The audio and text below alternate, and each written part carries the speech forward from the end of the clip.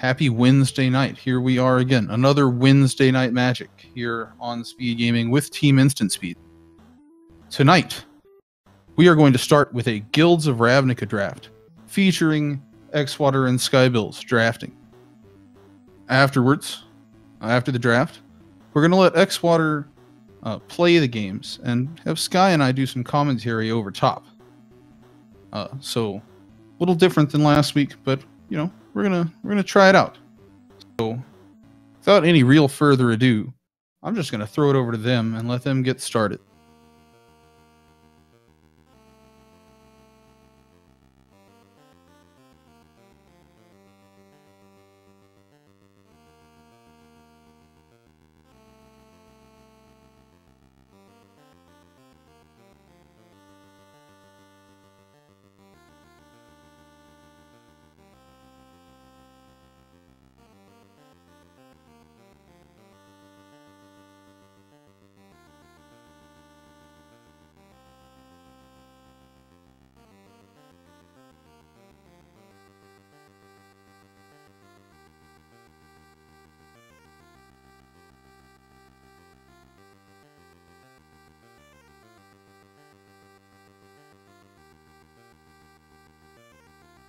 Yeah, there's all that exploring stuff is pretty bonkers.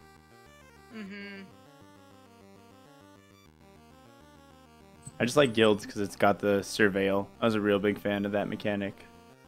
Oh yeah. Yeah, either usually draft Boros or Demir, or sometimes Selesnya. Alright, we got the good to go. Be good to go. Yeah. Sweet. Alright, well let's get that exploring stuff is pretty bonkers. Let's get drafted. I would agree. Alright, let's see what we got here. Ooh. That's Soot Limited. I don't That's know. A card. Yeah, it's that's a weird limited card because like that's gonna be like a real like sometimes it'll save our skin and other times it's gonna be like, well, this is useless. Well, I have a second suggestion. The Light of Champion is really good if you're into Selesnya. Whenever it attacks, you may tap any number of untapped creatures and get +1/+1 for each one tapped that way. And for 5 mana, it can make a soldier token. Yeah, that's also not a bad. That's not on a 2/2 for 3 is a little much, but that ability is nice. You could also get just Chemist's Insight and try to go Demir. What is that? Oh, that's the Jumpstart 2 cards. Yeah, that potentially could lead us down Izzet as well. Yeah, I think I'm gonna pass on the Ritual of Soot. It doesn't seem that useful for this format, especially because it hits our own creatures too. I think let's. What does the Swarm Guild Mage do? Nothing too fancy. No, just Nothing the menace. Too fancy. Yeah. I like the Chemist's Insight. Okay. Let's go with that. Keeps us open to going down other paths as well. Okay, so we got Conclave Tribunal. Not that great. Guild Summit. Eh. Nah, I don't think we want to go Gates. Yeah. Electrostatic Field, if you want to go, is it? That is a good. That's a good card. Yeah. Other than that, we have the option of pretty much the Haunted Witness, but that really only works. He's a good card, but I think the Electrostatic Field's the way to go. Yeah. Let's do it. Okay, we got the Erratic Cyclops. Oh. That's it as well. Yeah, it's kind of they're shooting us down this path, and I'm not gonna say no. You know what I mean? Oh yeah, definitely. Oh wait, is also quite a butt too. All right, so we got Lotlith Giant. Not worried about him. Little Tramply boy. Oh, look at that art for this guy. Just eating some books. Whenever he does combat damage, you may discard all cards in your hand. Oh, so you can essentially wheel. Okay. Intrusive Pack Beast. He's pretty cool. And then Parhelion Patrol. I do love the Flying Vigilance with the Mentor on it. That's a lot of nice keywords. Flying is super good and limited, but we also do have... yeah, I don't know. What are your thoughts on this one, Sky? I would take the flyer, I'm thinking here. The Parhelion patrol? Yeah, I think it's a good call. Well, we're not married to any color right now either. Yeah, so. and it's a 4 mana, only 1 white, so even if we splash, it's not that big of a risk. All right, here we got a lot of red and blue, so let's look at those first. We have the Sonic Assault, which is pretty nice. 2 damage to creature's controller. It's okay. We got Gravitic Punch, little fight spell, Fire Urchin. It's okay. And Street Riot, as long as it's your turn, creatures you control have +1/+0 and trample. 5 mana for that, not the greatest. Yeah, it's kind of expensive. Yeah, and then Maximize Altitude, just a flight combat trick. Also, can you raise your audio just a tad? We want to be able to hear you. Yeah. I'll take a look at this. Let's see. I've seen the 1/3 do things. We also have, what was the Sonic Assault again? The Sonic Assault is tap a creature and 2 damage to their controller. It's not. That's kind of. It's not great, not but it's bad. okay. Yeah. Yeah, Out of everything here, I think it's the best we got. I think so too. Unfortunately. Yeah.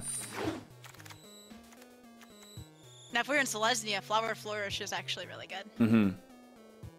Yeah, that is really nice. Otherwise, we have the Wall of Mists, the Goblin Locksmith. We could draft a little bit of stuff down the Selesnya path. I mean, Yeah, I think Flower Flourish is really good. oh, look at this! Look at this little look at this little guy over here. He's okay, but the card below it's even better. Prey Upon. Prey Right. Upon is a classic.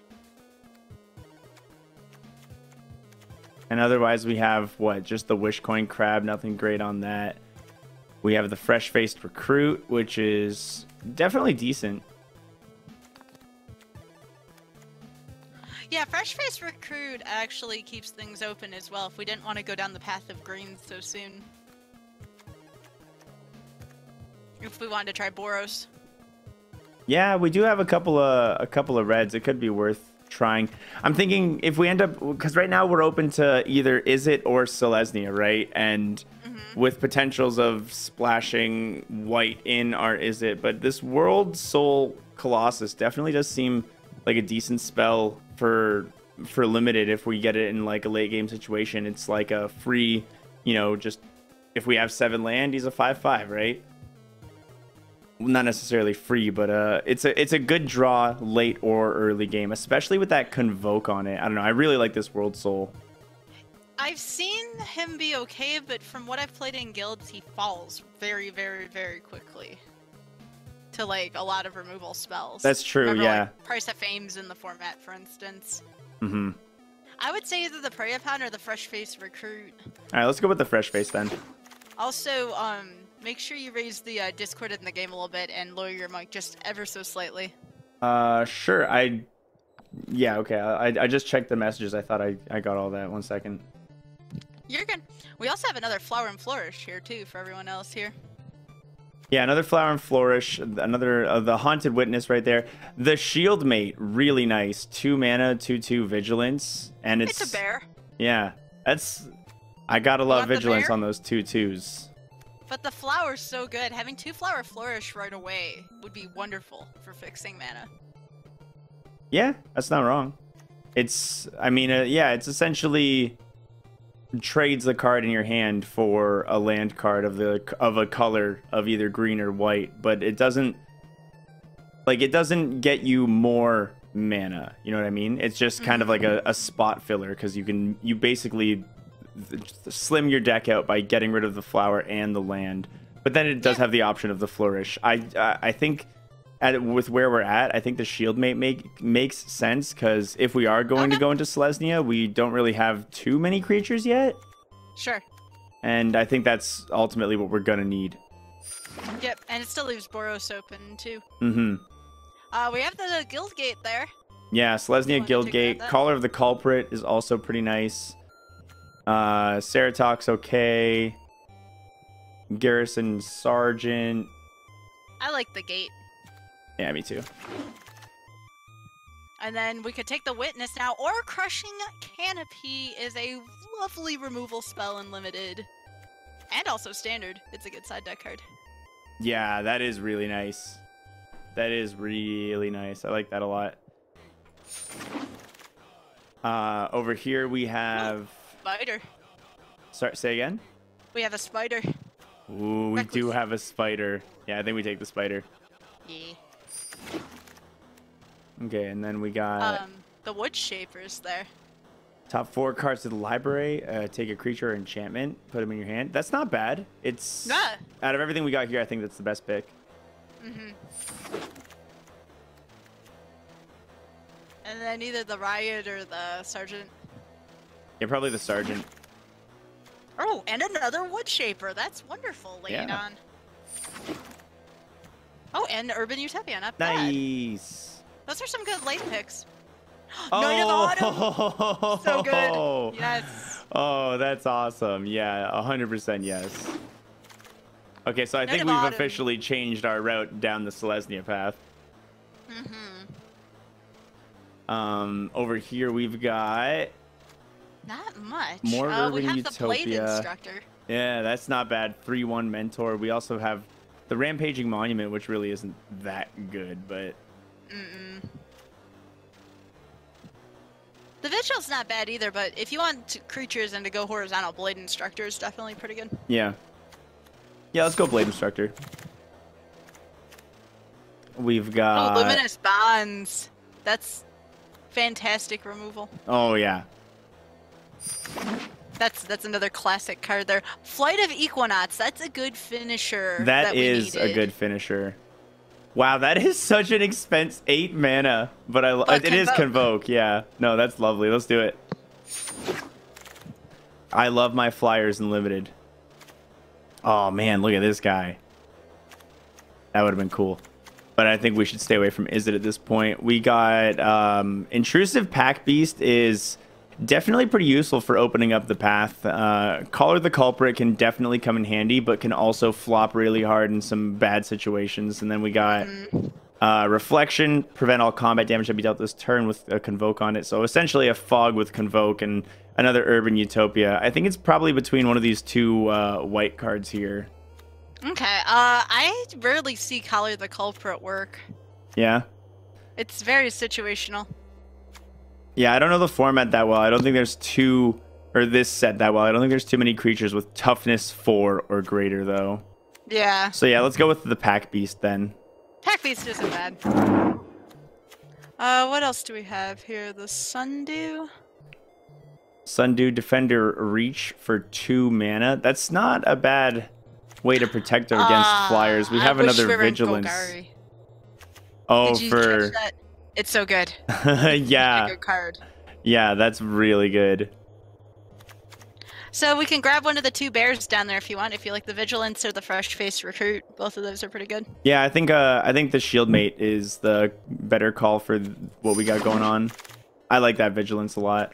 Oh, wow. You can have another one if you want it. Or Righteous Blow. Yeah, but... I like Righteous Blow because we already have 2 Shieldmates, I think, right? Yeah, and this is a good way to, save ourselves in a rough combat situation. Sure. Yeah. Okay, we got Selesnya Guildgate. Nice. Another Guildgate if we want it. We also have Loxodon Restorer. Canopy. Oh, that's true. We have another Canopy. Enchantment or creature with flying. It's surprisingly relevant in this format. Yeah, there's a lot of flyers. We already have 2 Guildgates, so yeah, let's go with the second Canopy. The Vigil's really good. Yeah, I like the Vigil too. And then we have another... I don't think Canopy. We need 3, though. Yeah. 3 might be a lot, because we could end up just getting a lot of dead draws. We could go with the Vine or the Pack Beast. Or even the Dart if we really wanted to, but that's not really that useful. It can be. It's 3 damage. That's true. I think it's more useful than anything else here. I've played it before shamelessly. Yeah, I guess so. It's not bad. Let's go for it. Right. I guess we can take the fog. Yeah, I guess we'll take the fog again. Yeah. I don't see the wand gets you get some cards from your graveyard back to your library. We're probably not going to use that. Probably not going to use the fog either, in all honesty, but it's fine. Grab the red just in case. Yeah. All right, and we got Gruesome Menagerie. Choose a creature card with converted mana cost 1 in your graveyard, then do the same for creatures cost 2 and 3 and return them to the battlefield. So we're probably going to skip on this. Yeah. So I see two options here for what we have: the Sprouting Renewal that you have, or the Worm down at the bottom, the 6/4. Oh, that Worm is really good. I like that Worm a lot. I really like the Sprouting Renewal as well, just because modular spells with multiple options always just like, you know, always welcome. But the Worm is a big creature, and we are definitely lacking a little bit on the big boy side. Yeah. That being said, I can imagine the Worm might stick around longer in the draft than the Sprouting Renewal. Yes. And yeah, the Convoke plus the potential of getting either a 2/2 Knight with Vigi or destroying artifact or enchantment, that's a lot of options right there. I think we go with the Sprouting Renewal and hope the Worm sticks around. The Worm's also good, though, if we run into the artifact, because there's a combo between the Worm and the Glaive of the Guild Pact, and if you combine them, they can't block the Worm.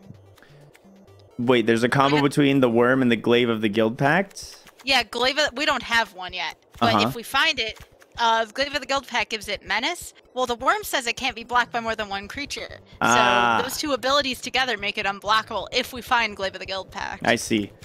I still kind of vote the Sprouting Renewal just because we got 3 more packs we got a bunch of other packs to look to, and the Worm is common. We'll probably see another, and yeah, it's a good opportunity. Ooh, oh yes, that's I like what we needed. I like rare, in this case, a Bomb Mythic March of the Multitude. Awesome card. Very grateful we went Selesnya now. Yeah. Yeah, that worked out very nicely. We got the Conclave Guild Mage. No, look at the first card. Look at the first card in this pack. Inspiring Unicorn. Creatures you control get +1/+1 until the end of turn. Oh, it is a nice unicorn. It's an anthem. So you can go the Unicorn or the Rosemane Centaur if we want something bigger. Up to you on this one. That's a tough pick. Yeah, the Unicorn's really nice. And we do have a lot of... Oh, the Unicorn plus the March of the Multitudes could be really good. Yeah, like, we go really wide, so I think the Unicorn might be the play. Okay. Healer's Hawk. Always a good decision. Oh yeah, Always. 1/1 flying lifelink. I like that a lot. Just want to take a quick look at what else is here, but I think the Hawk is definitely the call. If we were Boros, the Legionnaire would have been the option, but we have another Prey Upon here for removal if we want it. Yeah, I think that's probably the pick. It looks better than any other option we have. You have the cat, but I like Prey Upon better. Yeah. Oh, the Worm is really good with March. Yeah. Yes. That Convoke on it. Very nice. Fantastic card right there, Siege Worm. All right, we've got searching for 2 basics or gates and put them onto the battlefield tapped, or we got the Golgari Raiders. You'll want the last card in the pack, I think. Yeah, I like that. 3/3 for 3, and it gains you 4 life. The Staker. It gains both players, but still, it's really good. Never mind, get it out of here. Here's another bear if you want it. Otherwise, we have the Foragers, which is pretty nice, or another Spider. What do you think, the bear or the Spider?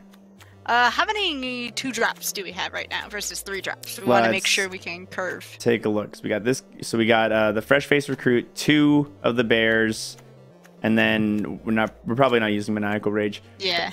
Urban Utopia is a maybe, and then Electrostatic Field no, and then we do have a lot of 3-drops. So I think probably the 2. The bear. Yeah. Okay, let's go with the bear. Yeah.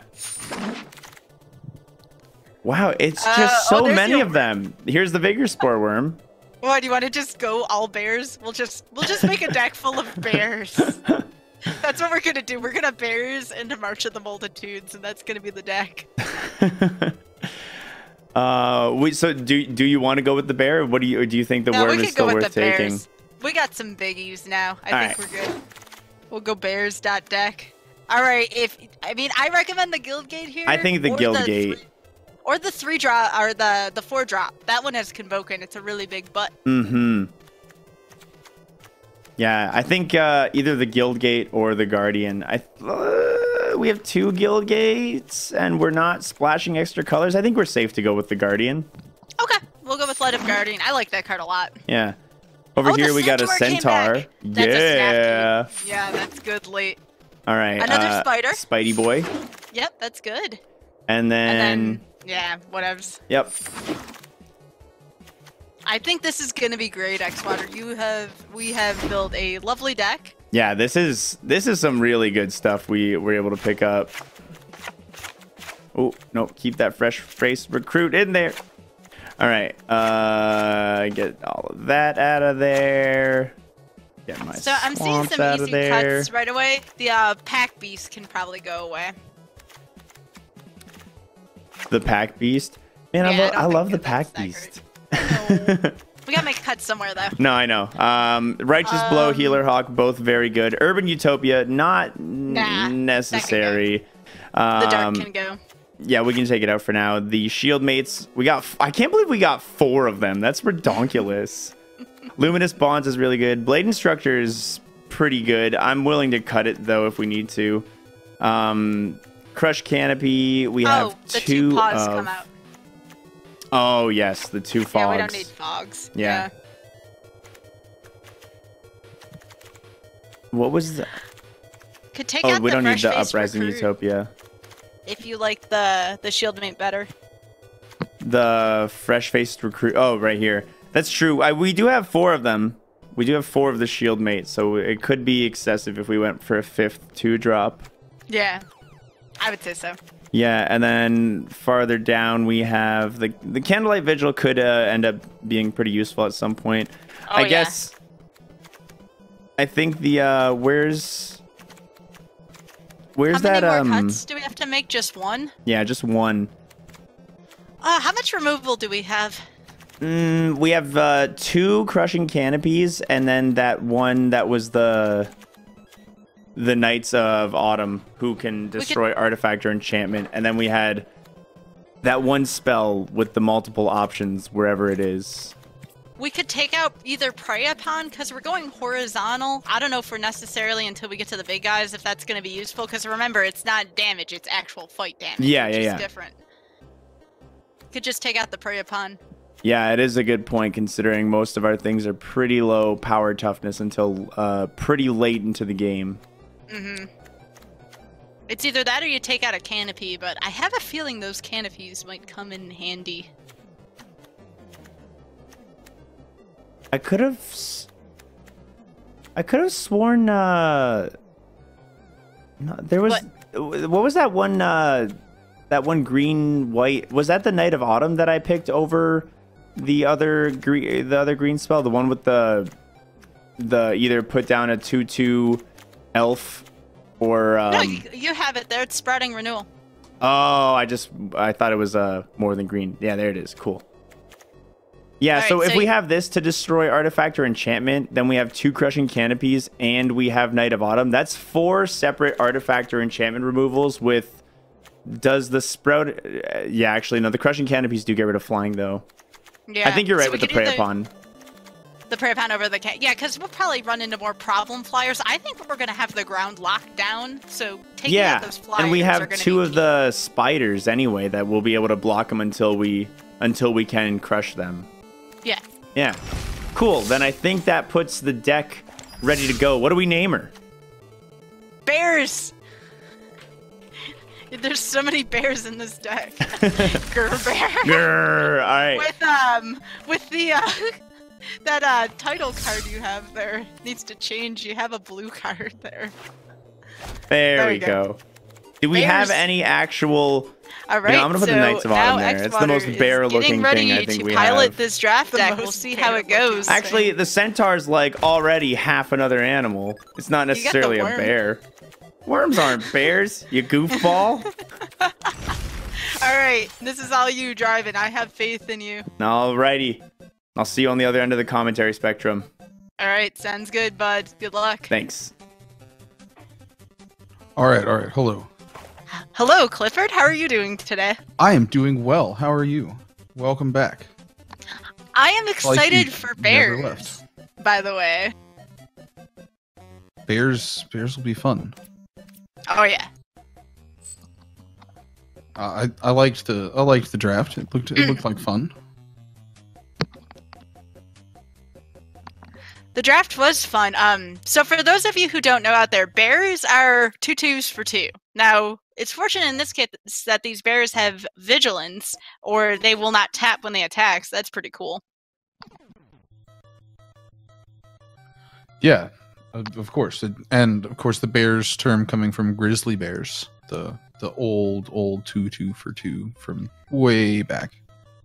That was before my time.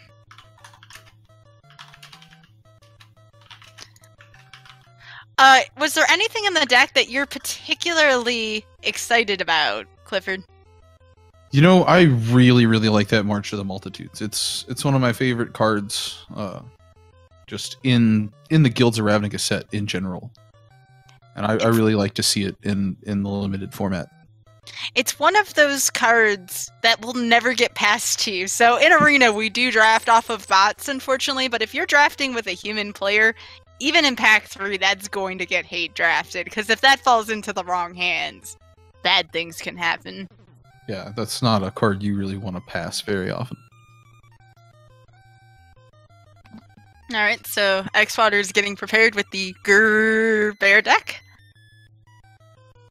What about you? What are you excited about in this deck? What were you most excited about from drafting it?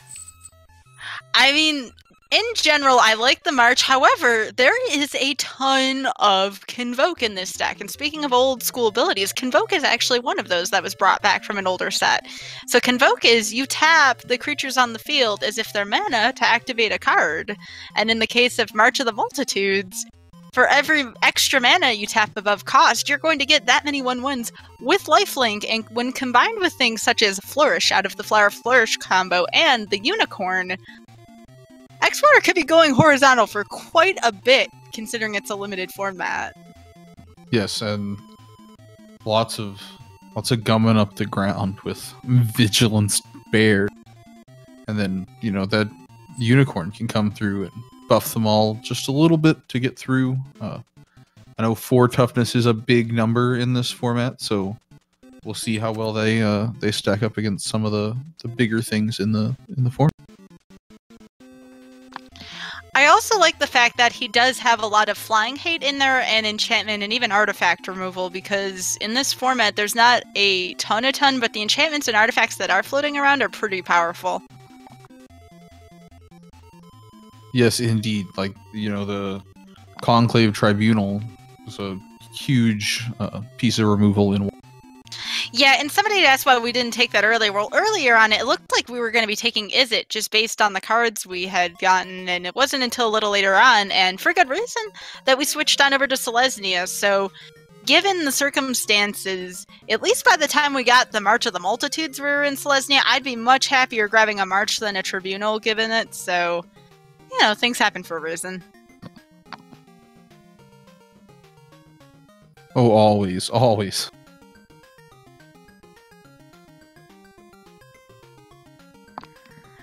Alright, I think we've been given the signal. Xwater should be beginning soon. What do you think we're going to get to see in round 1 as an opponent? Round 1? Well, there's always a bunch of Boros and Selesnya floating around. I think we might be seeing something that resembles a mirror matchup here. Okay, that's not a bad prediction. I think we might see some Dimir out there, because Dimir's everywhere in this. And you know what's odd? We barely saw any good Dimir stuff in our packs. Alright, so here we go. Xwater getting in the queue. Let's see how he measures up tonight. Yeah, I saw there was one artful takedown that looked good for a second, and then nothing else. Oh, what a beautiful hand here we're seeing from Xwater. You definitely take this hand. Has everything you want. You have something to Convoke with, some Luminous Bonds removal, a Bear Shaper. Wow, what a tremendous starting hand for Limited. Yeah, that's nice curve to things. Oh. Wow. I am beyond words right now, Clifford. This is great. If he starts drawing some lands here, or even creatures for the Convoke, I bet you he's excited. Oh, and we have Golgari, it looks like, to start, so I was wrong. Oh, we both were. X-Water getting in with the bear here. No problem, Vigilance. Doesn't tap. Has the canopy up in case they happen to play something that flies. Oh no! That's so bad! Alright, Never Happened is kind of like the Thoughtseize, a more expensive and lesser Thoughtseize of this format. That March is going bye-bye. There's no way. I would be surprised. He could have made one... No, he couldn't. Yeah, he could, because of the shield mate, but... Unfortunately, no. Ooh, Light of Guardian. Definitely I would Convoke here for it. First attack, of course, because it doesn't tap, and then you Convoke for the Guardian, so not bad. Not a bad alternate play. Yep, always.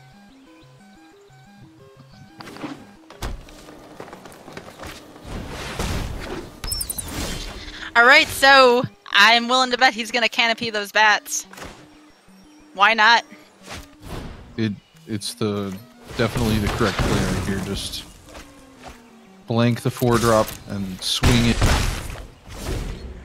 Very aggressive deck so far, and Celestia can be aggressive, but I've also seen it as passive aggressive, so pretty strong start for Celestia. Ooh, dude, does he bonds this here and get in more damage? He's thinking about it. I certainly would. Yeah, it's pretty big.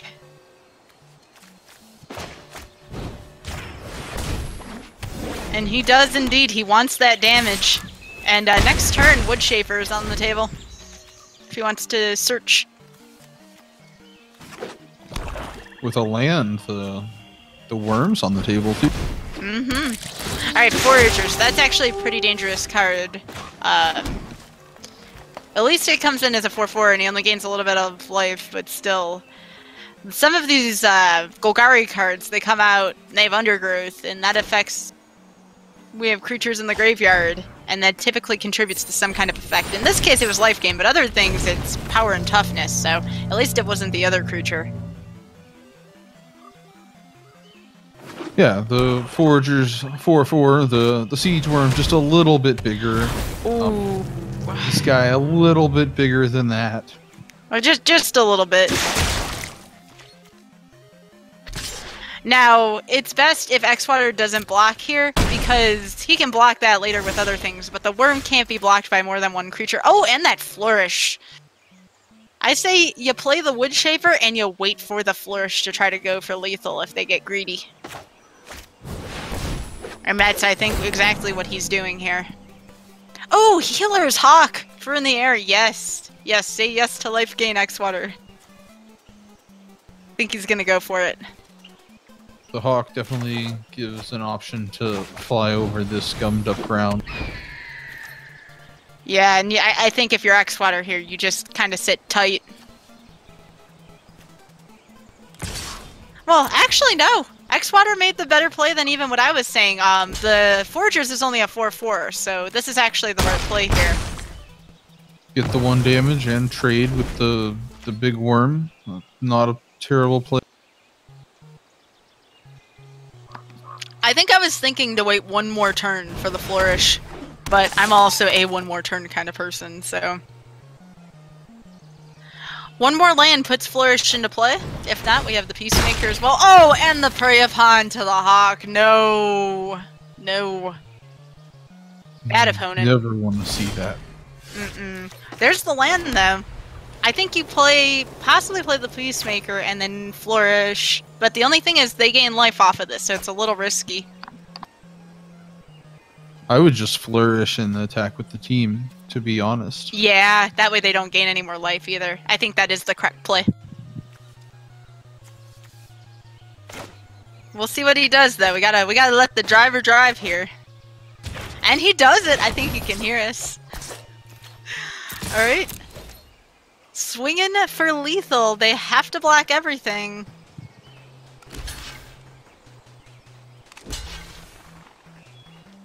Yep, That's the correct block as well. Lots of trades. Oh yeah, lots of trades.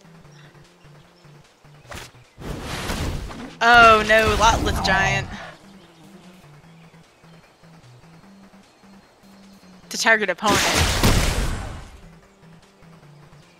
I wonder why the opponent said good game and then played the Lotless Giant. That's interesting.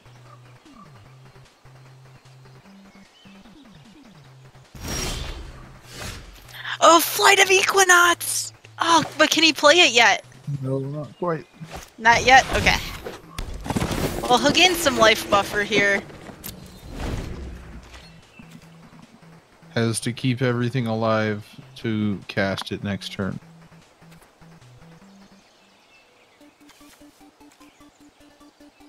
I was starting to think about if he had any other flyers in his deck, and I remembered the Hawk, but for some reason I did not remember Flight of Equinox.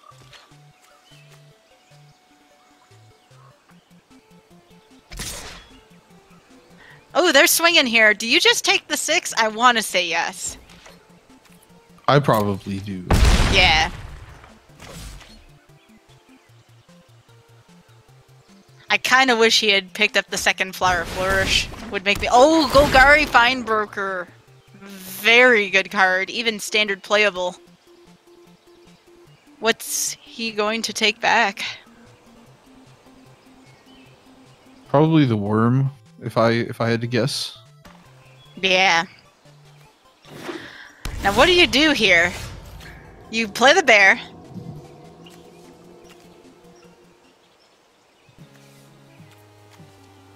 He's got to get that Flight of Equinox out, though. It's the only chance he's got. Yeah, because no matter what, you've got something big and with Vigilance coming at you next turn. You know that. Mm-hmm. Is it just Vigilance, or does it have Menace on it, too? Oh, I hope Xwater plays that Shield Mate. Can use it to Convoke, right? With it, it's 1 mana short of being able to convoke the flight. Dang it. Yeah, the Equinox would have been really, really, really risky, so I get this play.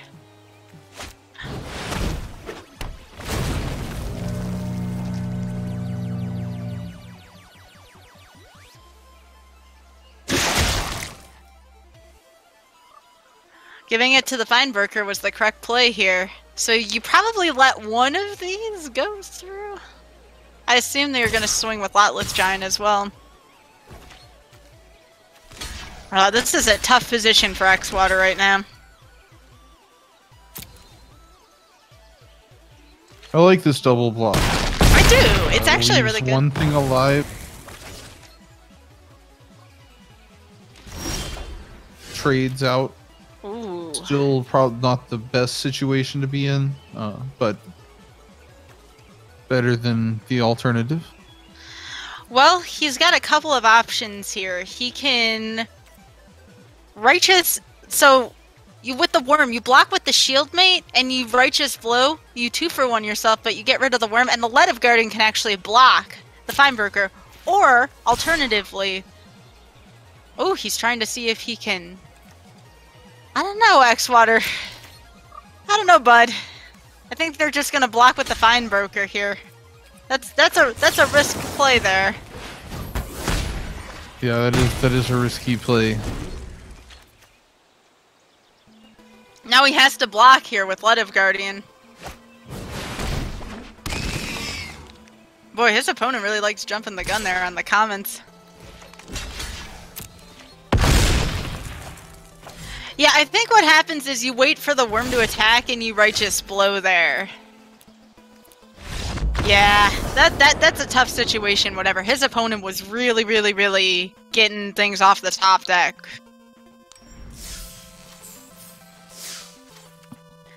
Well, dang, he'll try again. It didn't help that March of the Multitudes went down the toilet, like, immediately. Yeah, that's never great to see when the best card in your deck gets just discarded from, you know, the 14th or 15th best card in theirs. But, you know, that's Magic sometimes. Oh, how I know too well. Indeed. Alright, let's see if X-Water can turn it around here. I do believe in this deck. Not bad. I would take it. What a strong hand. He just needs 1 mana to make everything go into motion. Yep, lots of gas on 2 and 3. Alright, Boros. Okay, there's one of my predictions right there. That only took a match to see. You know, better late than never, right? Oh, absolutely.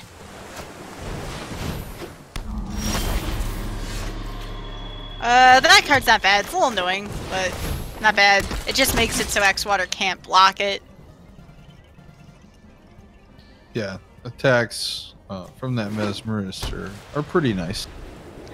Also, 3 colors here. We have Jeskai here. Hopefully X-Water doesn't block here. I don't think he will. Yeah. Remember, Magic folks, life is always a resource, so don't be afraid to lose it if you need to gain board state. The board is usually the most important. I do not like this right now. And just speaking of the board, He's stuck. He's stuck on 2 mana. those two lands are all X-Water has. It's not great when everything in your hand costs.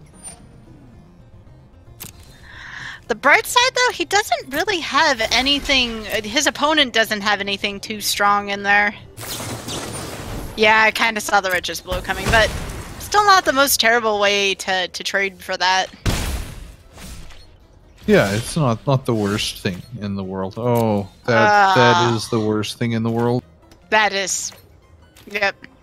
I think once he gets something, he should probably play the Peacemaker ASAP. So when he gets that 3rd mana, go for it.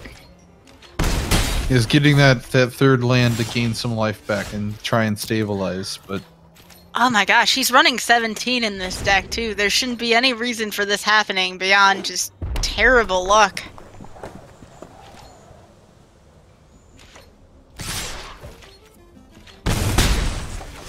staring sadly at that Knight of Autumn. Hey, there we go. We have lands. Ooh, went for the spider over the Peacemaker. Interesting.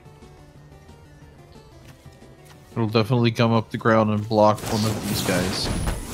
Or it'll just get collared. Yeah, he'll definitely still want to get that Peacemaker out as soon as possible. Yes, now it's even more imperative to get that life back. And it can't be collared either. More land? That's good. Remember, when there's March of the Multitudes involved, there's always hope. As long as you have at least one life left, there's always hope. Well, okay, that's a little disingenuous, but not that far from.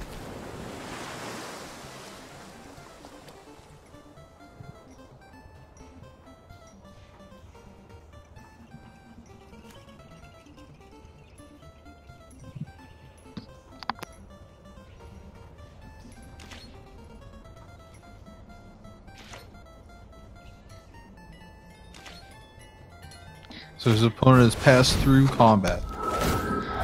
Ooh, Watcher, but I believe he does have that canopy for it.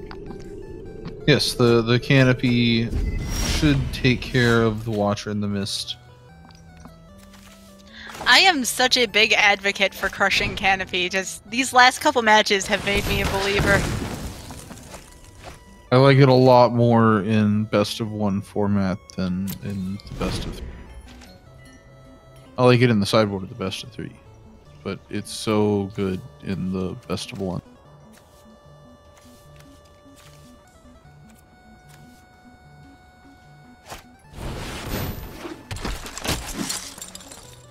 We have a Wojak Bodyguard.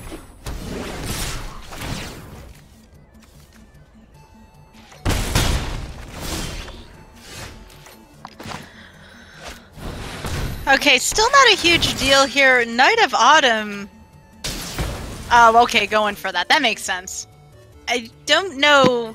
I may have used the Sprouting Renewal there, but maybe he's gonna go Convoke those two.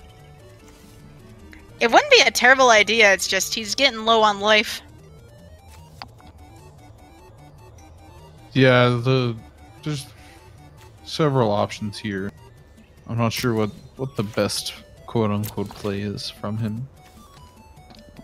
He can't forget about Pass Wall Adept, though. That's a very, very, very scary ability. He has the ability to give the creature unblockable. Fortunately, there is that catch that the bodyguard has to attack with something else. And that's just what he does. Pass Wall Adept's ability onto the bodyguard. Exactly as I would have played it. Of course. That way, you can't block it. Free damage. And also that bodyguard, I believe, also mentors. Lots of abilities gonna stack up together between the mentor and the mesmer.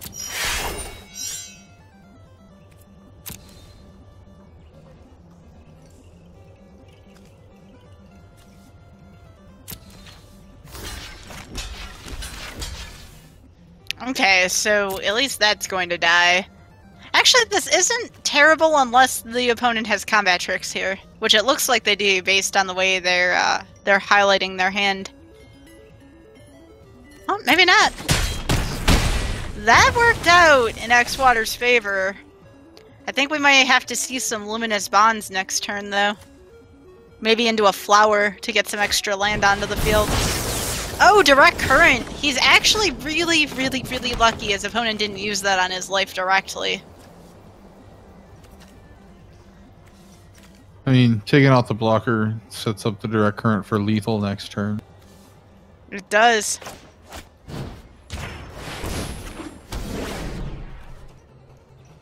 I think I flower here to get more stuff out of the deck. Especially with March in hand. Yeah, I think you're right. Oh, he doesn't do it. He's waiting on him Flourish, but a little ways away from Flourish. That Direct Current's gonna put him even closer to lethal. Ooh, it's a shame Rich's Will only does a couple damage. I would say probably begin setting up March, if he can get that far. He only has a couple of turns left though, so...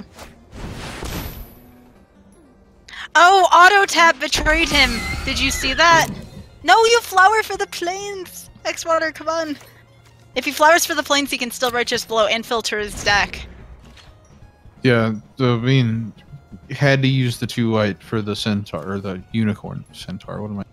Yeah, he's probably gonna make it unblockable too. Oh, Beacon Bolt. Another good card. So that didn't really matter too much. Well, he can march, but I think he's just dead next turn. All he has to do is Direct Current X-Water directly and then give the Adept unblockable, and the opponent will win here.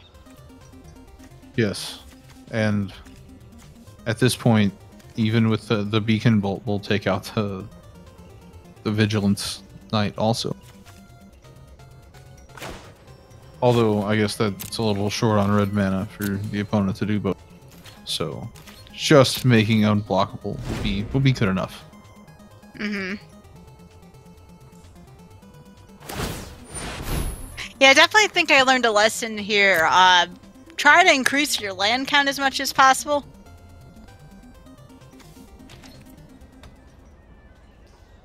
Yeah, I like to sit on, 16, 17 lands in limited usually. Wow, he even had the Sure Strike. I think that's a little overextending, though. I mean, I guess you're playing against Selesnya, but they only had 2 untapped, and... I don't know. I think I just go for the Direct Current there for the finish, or attempt to finish. I think X-Water thinks, I'm getting too flooded. Or, no, is he adding lands? What? He added a lot of lands. So looking at it, it looked like there were only 14 lands to begin with. It looks like when he removed the swamps at the beginning, it took away some of the other land, or it didn't add them back in.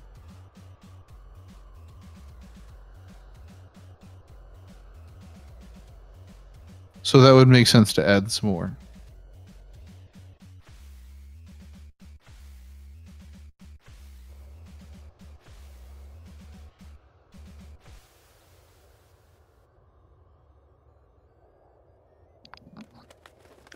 How many lands did he add, though? It looked like more than one extra one. It looked like at the beginning there were 6 of each basic and 2 guild gates, and when he was done there were 8 of each and 2 guild gates, so up to 18 lands from 14, which is, you know, probably reasonable. I didn't realize he was running 14.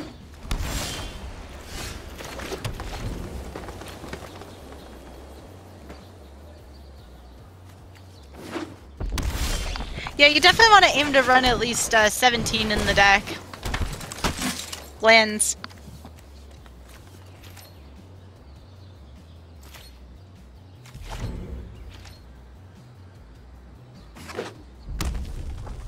So we have another Boros. This one looks more Boros and less. It looks more Boros. Alright, so we have the Recluse here. We also could have canopied here if you really wanted to. Yeah, the Recluse can just block the guy.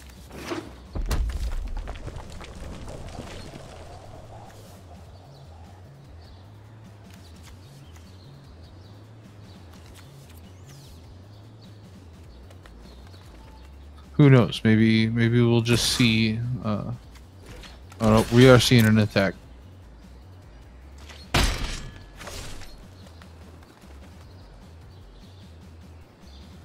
Is it going to be a direct current?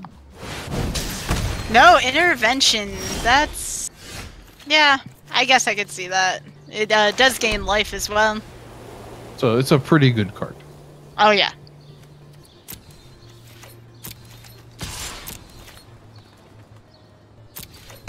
So now X-Water can either destroy the creature or play some of his other things. I think you attack and then you wait for them to attack, and if they add anything, then you could canopy them and 2-for-1 them. It's not the worst play in the world. I like the patrol also. It wouldn't have been a bad play, but I like keeping mana up for the canopy also. You wait till you go to damage, and then you have to play it. Oh, X-Fire playing it, jumping the gun a little early there. It's alright. Timing is so important in Magic, especially when you're dealing with a deck that has combat tricks. So now, a couple different things you could do here. This, the creature that the opponent just put on that side of the field does have Mentor, so you want to be careful. Goes for the patrol instead. I guess you have the bear to block. Yeah, the bear won't tap to attack, can hang back to block. Not bad. And then you have another flyer that can get in there for some more damage. Ooh, Rock Charger. That's so good. That's certainly a card that can give that. Oh. It's the Pegasus of the format, if you remember the previous one. That's a little surprising, seeing the trade of the 4/2 into the 2/2, when you could just wait a turn and give it flying. But we'll take it. We will take it for our hero X-Water's sake. Sure. So now he's got the Blade Instructor or the Centaur.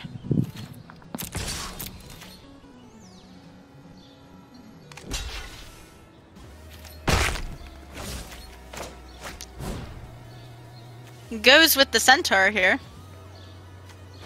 Probably the best play. Put some heat on the opponent. Yeah, that's a big dude. Doesn't tap to attack, so can attack and defend all at the same time. Ooh, Hammer Dropper. That's another big mentor creature that X-Water does not want going into his face. Yeah, and we'll be a flying mentor creature here in a sec. Mm-hmm.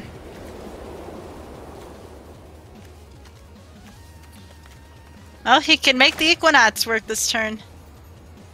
Both of those creatures are going to be in the air, so Equinox actually a pretty good option. Yeah, would stand up to You and kill the rock charger. he's going a different route here. So you swing with the he did not swing with the vigilant centaur here. That's an interesting play from our hero. From our hero.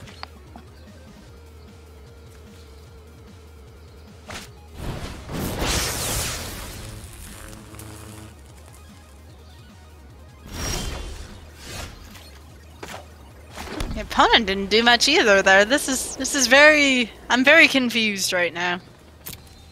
At this turn of events. I mean, swing with all three at this point, right? Why not? If they want to trade the hammer dropper for the centaur, go for it, you know? Yeah, or if they want to trade the blade instructor for the rock charger, that seems... Nope, just gonna concede it. He did it! Our hero On the did board. one.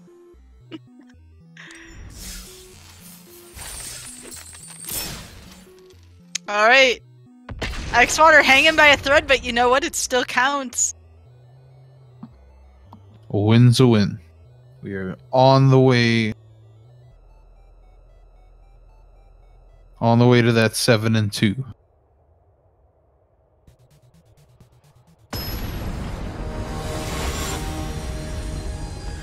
I didn't even realize during the first two matches he was only running 14 lands. I had assumed he was running that. Wow, what a hand. Not bad. You get the Hawk and the Recluse early with a chance of the Unicorn, and you save up some mana for that Multitude. I like it. I like it a lot, limited. Seems good when you actually have enough lands to cast things in your deck that have that help.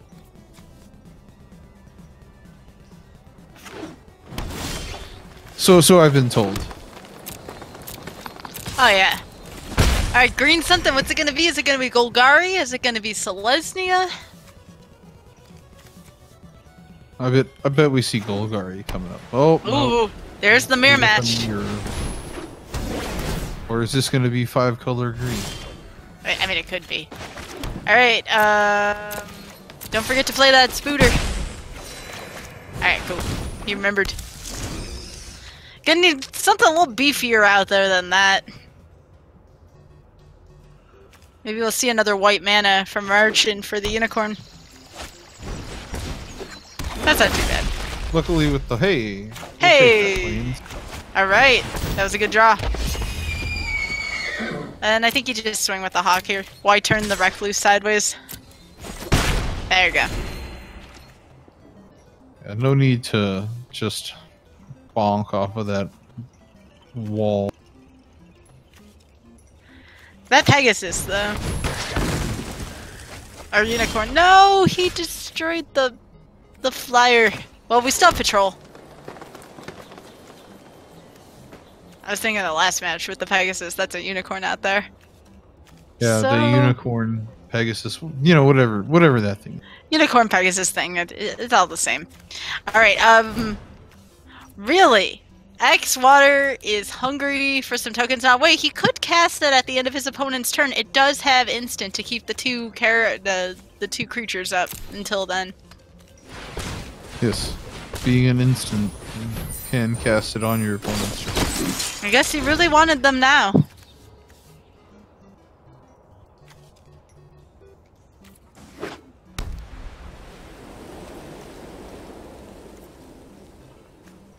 So, what will we see? Yeah. X-Water's in a good position right now, though. Unicorn plus those tokens, it's the dream in Limited. It really is.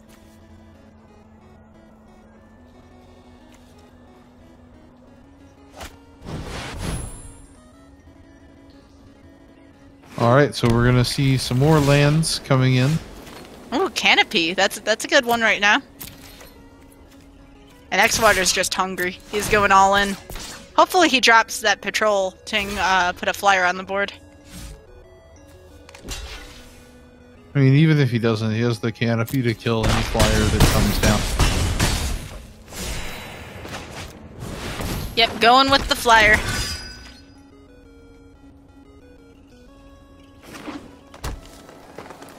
So that's certainly a board state that staring at from 6 life on the opponent's side. Not the best thing to be looking at over your computer monitor. No, I would not want to be in the opponent's position here right now. And the worm's gonna give the vine the power. I love it. I think Xwater's got this wrapped up. You play the bonds and you just go to town.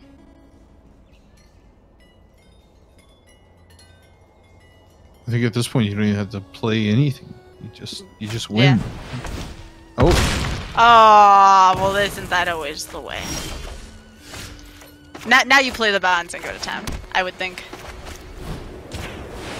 Yep, now that seems far more reasonable. Oh, yeah. Yep. Scoop phase. Xwater trying to get the good game in there. Nope. A little too slow for that, bud. Alright, we raise up to 2-2. Xwater on a roll here since he added, 4 more lands to his deck. Oops. Oops. We needed that handicap for the first 2 games. That's what we're gonna say. Playing with the training weights. Wouldn't be fair otherwise, you know?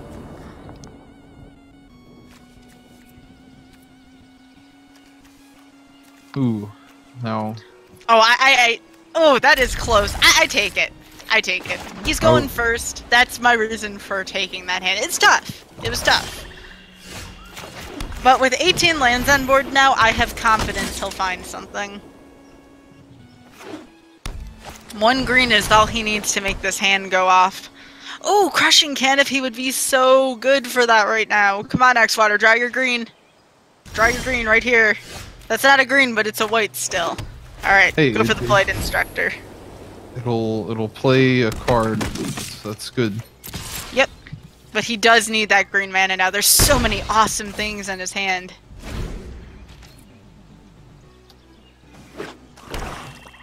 I don't know what his ratio to land color was. It's 50-50. Alright, so with 3 mana discard spell. What do you discard here? I would discard maybe the either the Spider or the Peacemaker. Depends on what kind of flying, if any, they have in their hand.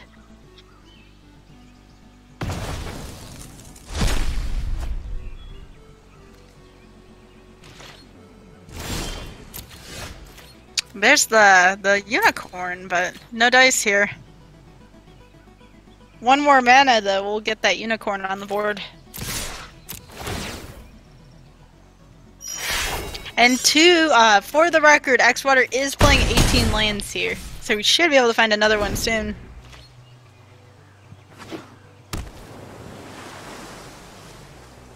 Yes, hopefully we'll find. Just need one forest. Would be just perfect. Canopy would be perfect here. Come on, no! Dang it!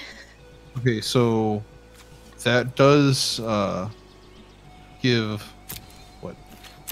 1, 2, 3, 2 tokens. We can get 2 tokens.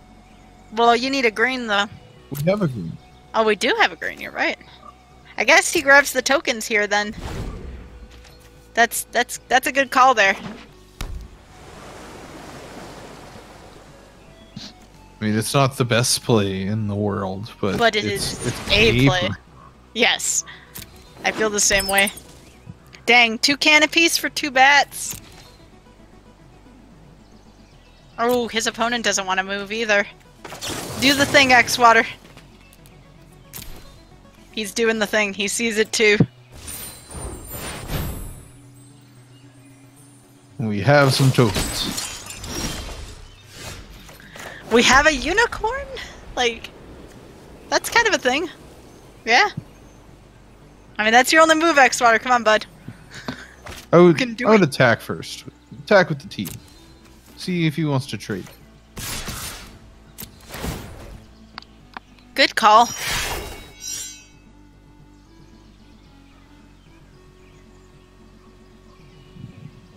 Especially with only 1 blue untapped right now. But he uses that blue! Now he gets to surveil 3 now thanks to that enchantment. The dazzling lights. that will let one of the bats eat a token. And like you said, extra surveillance. Mm-hmm.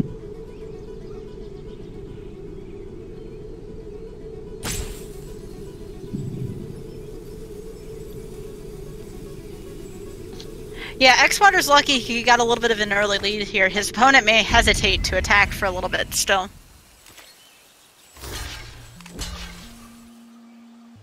Alright, so eat a token, and then actually a little bit of a trade here, and now the unicorn. The unicorn coming out now. We really, really want to see a forest. We do. Forest helps so much in this situation, but you know, that's living off the top of the deck. For right now, with the things in play, it's still a pretty good situation. I wonder. Dazzler Lights. I knew there was something coming up. Alright, he can flower for a forest.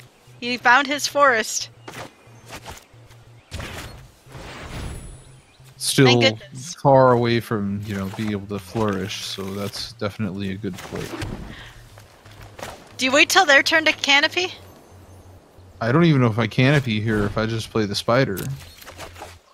Nah, you definitely canopy. I think the spider would be way more precious, no? I mean, the spider could just eat the flyer. Yeah, you don't swing here, unfortunately. I think you let them swing with possibly both. I don't know if they will swing with Dowser. I think they just might swing with the bat here.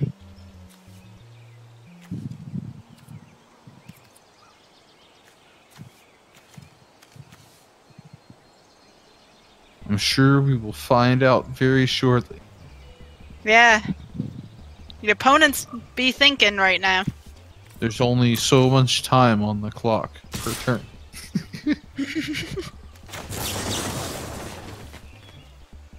Yes, you want the flyer. Alright, so down go the bats. Oh, we were talking about that card earlier. Now you gotta play the spider, and I don't even know if he's in equal range. That may have ruined it. Oh, So he's got 5 mana. Yeah, that really did mess him up. I think you let the opponent get in here, and then you go on the offensive if you can't play the Equinox yet. Yeah, it depends. I don't know if we're gonna see an attack from the Dowser or if it's just gonna sit there. Oh, we are. All right. He's definitely attacking. You let that go straight there. They're only at 12 life as well. Oh no! Okay, that is Demir's strongest card in this format. That is a Night Veil Predator out there. Can't canopy it because it has hexproof and it has death touch. Ugh, that's so brutal. It's one of the better cards in the format that you'll find. It's worth playing Dimir just for that card in this limited format. It's probably one of the most single powerful cards in this format, and it's very hard to combat. The most X-Water can do against that thing is buy himself a turn. Now the opponent closes down the ground with the Hired Poisoner, which also has Death Touch. The opponent definitely has X-Water on a clock here. I'd say you play the Equinox and punish him in return every time. Every time that Predator swings, he can counter with an Equinox swing. And he's got the Recluse to block the Predator at least once to prevent damage. You definitely play the Equinox here to try to hustle him in the air. I certainly would. The other option he has is to just eat the Predator. You have the advantage on the ground with the Worm. That is also a play. We might not see the Predator even attack here with the 4/5, depending on what we have in hand. And never mind. That's all. Deadly Visit. That's all I think that might be all X-Water gets in his bag of tricks, because he can't swing on the ground without running into the Hired Poisoner. Dang. It's a rough break for him. It is a rough break.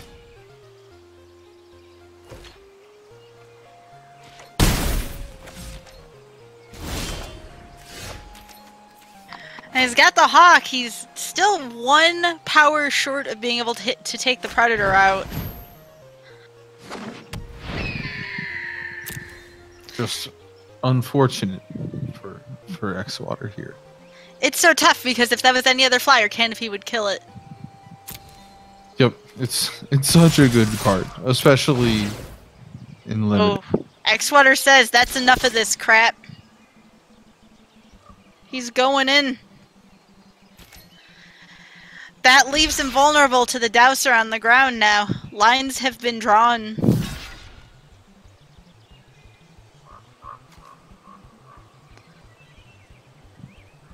I think this match is gonna end sooner than we thought. Yeah, I think it might also. Yeah, he's got 7 damage on board now. He can block the Dowser and live one more turn, but then what? There's not a whole lot left in the deck that's come back from this situation. Yeah, he's gone through his good stuff at this point.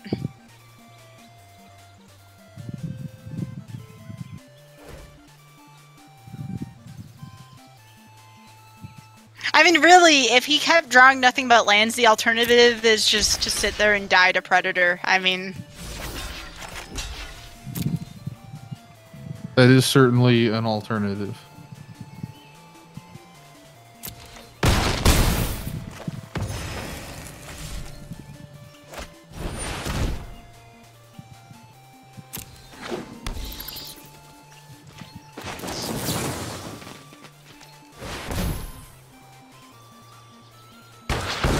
Well, the Canopy will take care of those bats. Mm-hmm.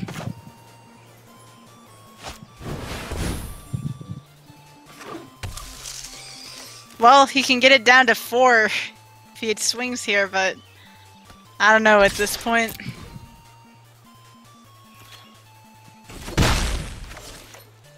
It's still a race. It's a crawl at this point.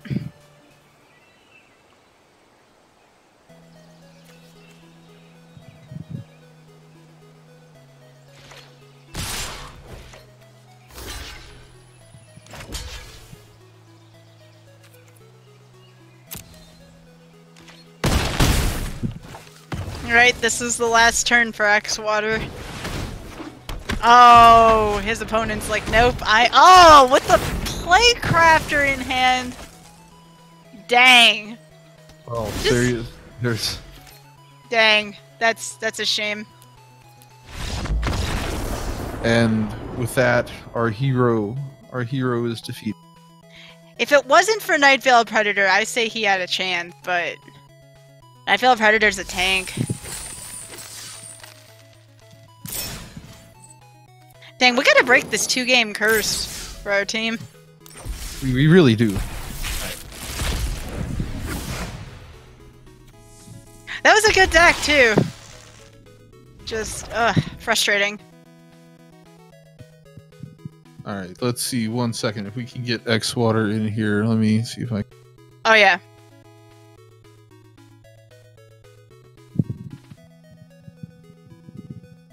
It's a shame we really didn't have a chance to access Boros. Boros is a little faster than Selesnya Unlimited, but March of the Multitudes, you really can't go wrong with it.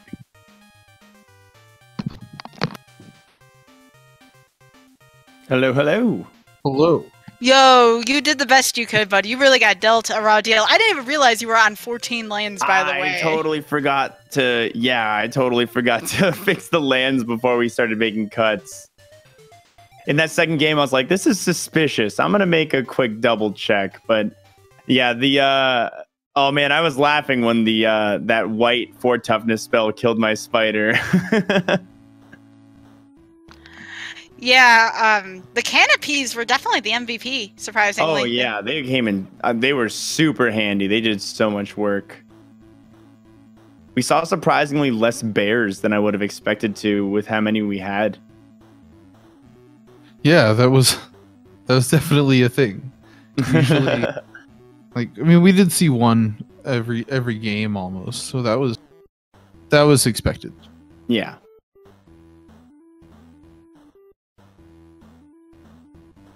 So what did you think about that draft outside of Canopy being pretty good and, you know, Hexproof flying and Death Touch on the same creature being pretty the OP? Hexproof on it was just like the extra kick right after everything. I was so ready to deal with the next flyer.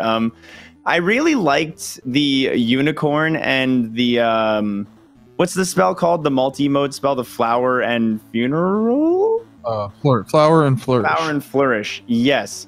That spell came in a lot more handy than I anticipated. And I do regret not drafting the extra ones at this point. But apart from that, I really found the that mythic that we pulled to be super useful. I feel like I was a little too conservative with it to start. The 3 mana plus X. X is the amount of tokens you get at instant speed. And the tokens have lifelink. If I would have been a little more aggressive with that, I think I could have seen some better results. But at the same time, I really loved how it played out in that one game where the opponent just, I don't know what happened, but they just did not, you know, have any way to respond. And that one opponent buffed his 5/2 and just didn't attack and then bailed. That was a funny game too. Yeah, that was a pretty funny game. I think you did well still, Xwater. You can only play with the hands you're dealt, you know? Other than the land situation. We gotta keep an eye on that for next time. Yeah. Gonna keep a much more diligent eye on that fact next time. No, you're good. That could have happened to anybody. And when you don't set your lands to like auto construct, that's what can happen. Yeah, and I remember seeing on the stream like, get these swamps out of here, and then clicked off the swamps, and then oops. Yeah, because I took off all the swamps because we had and the islands and the mountains and all that, and then just kind of slipped my mind. Yeah, I'm surprised our first game worked out as well as it did, considering we had 14 lands. Yeah, realistically speaking, yes, very much so. Like, we still lost that one, but it worked out decently. Apart from all that, it's much closer than it probably should have been. Right? Okay, so what do you think is next here, Clifford? I think we're gonna take a couple of minutes, quick break, real quick, get everybody resorted. We're gonna do the same thing, except we're gonna let you pilot this time, Sky, and ooh, you know, we'll let Xwater nice. hop in and help you decide what to pick, and then we'll get Xwater in here on comms with me and let all the pressure be on our new hero, Skybase. I'll do the best I can here. We believe in you. I'll do my best. All right, so give us just a couple of minutes to get this set up, and then we'll get back started again.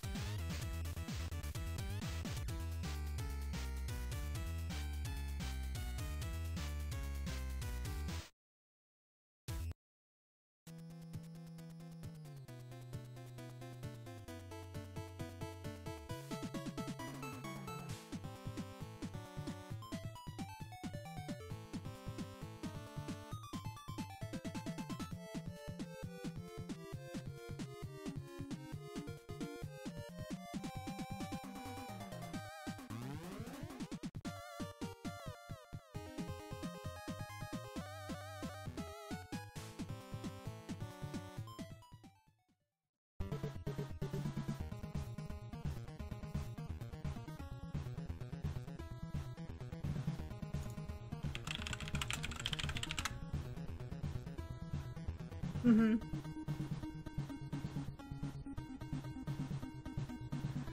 Alright, I think we are ready to go. I've been given the thumbs up from Speed Gaming, so let's go. Alright, so we have a Clarion as our rare. Pretty good start. 3 damage to everything, and or lifelink.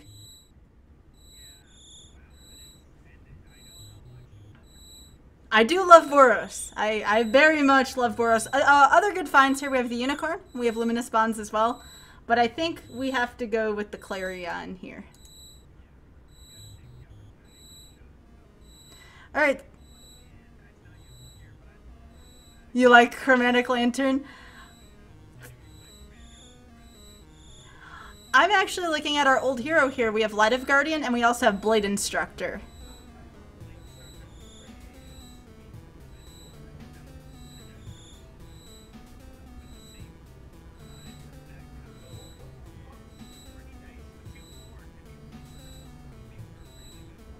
And also, it gets around Clarion, because... I'm gonna pick the Guardian. It's rarely steered me wrong. Alright, now if I were going black, Plague Crafter is actually really good, but we can pick up a Righteous Blow here, or a Blade Instructor. And use...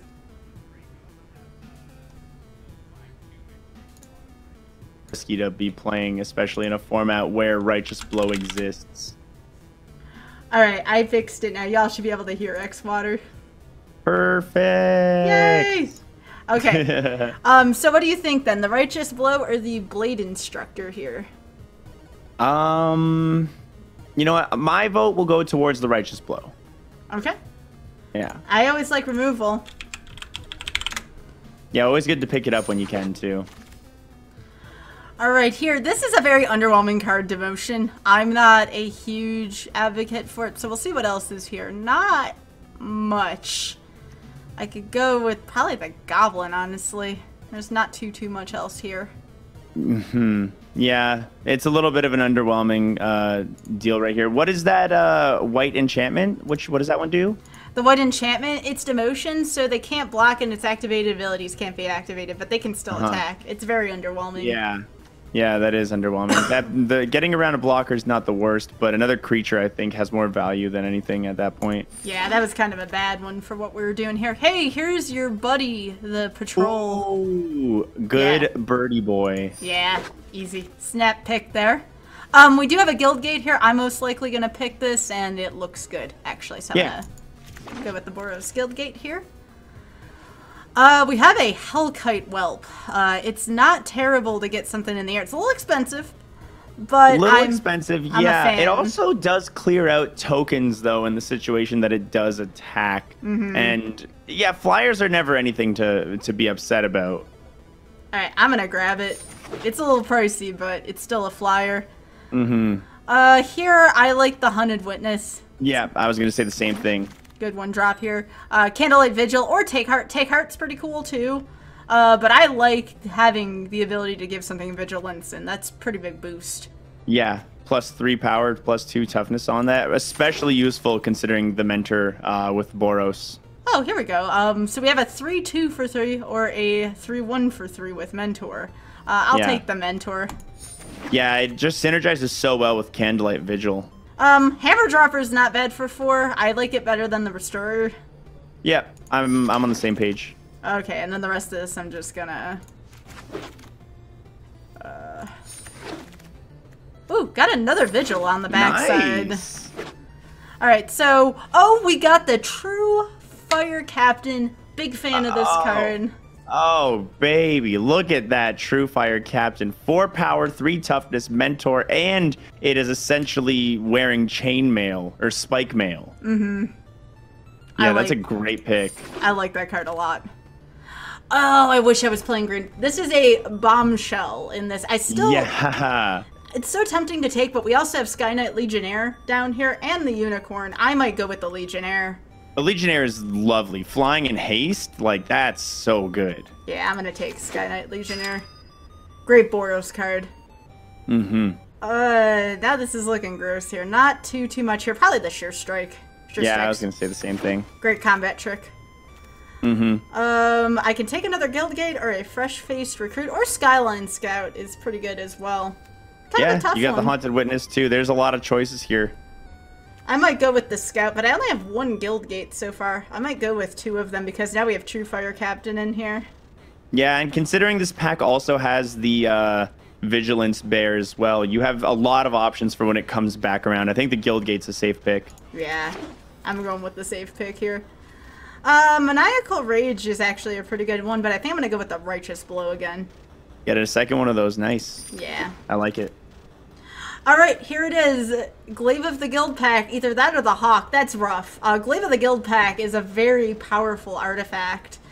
I don't know. This one's tough.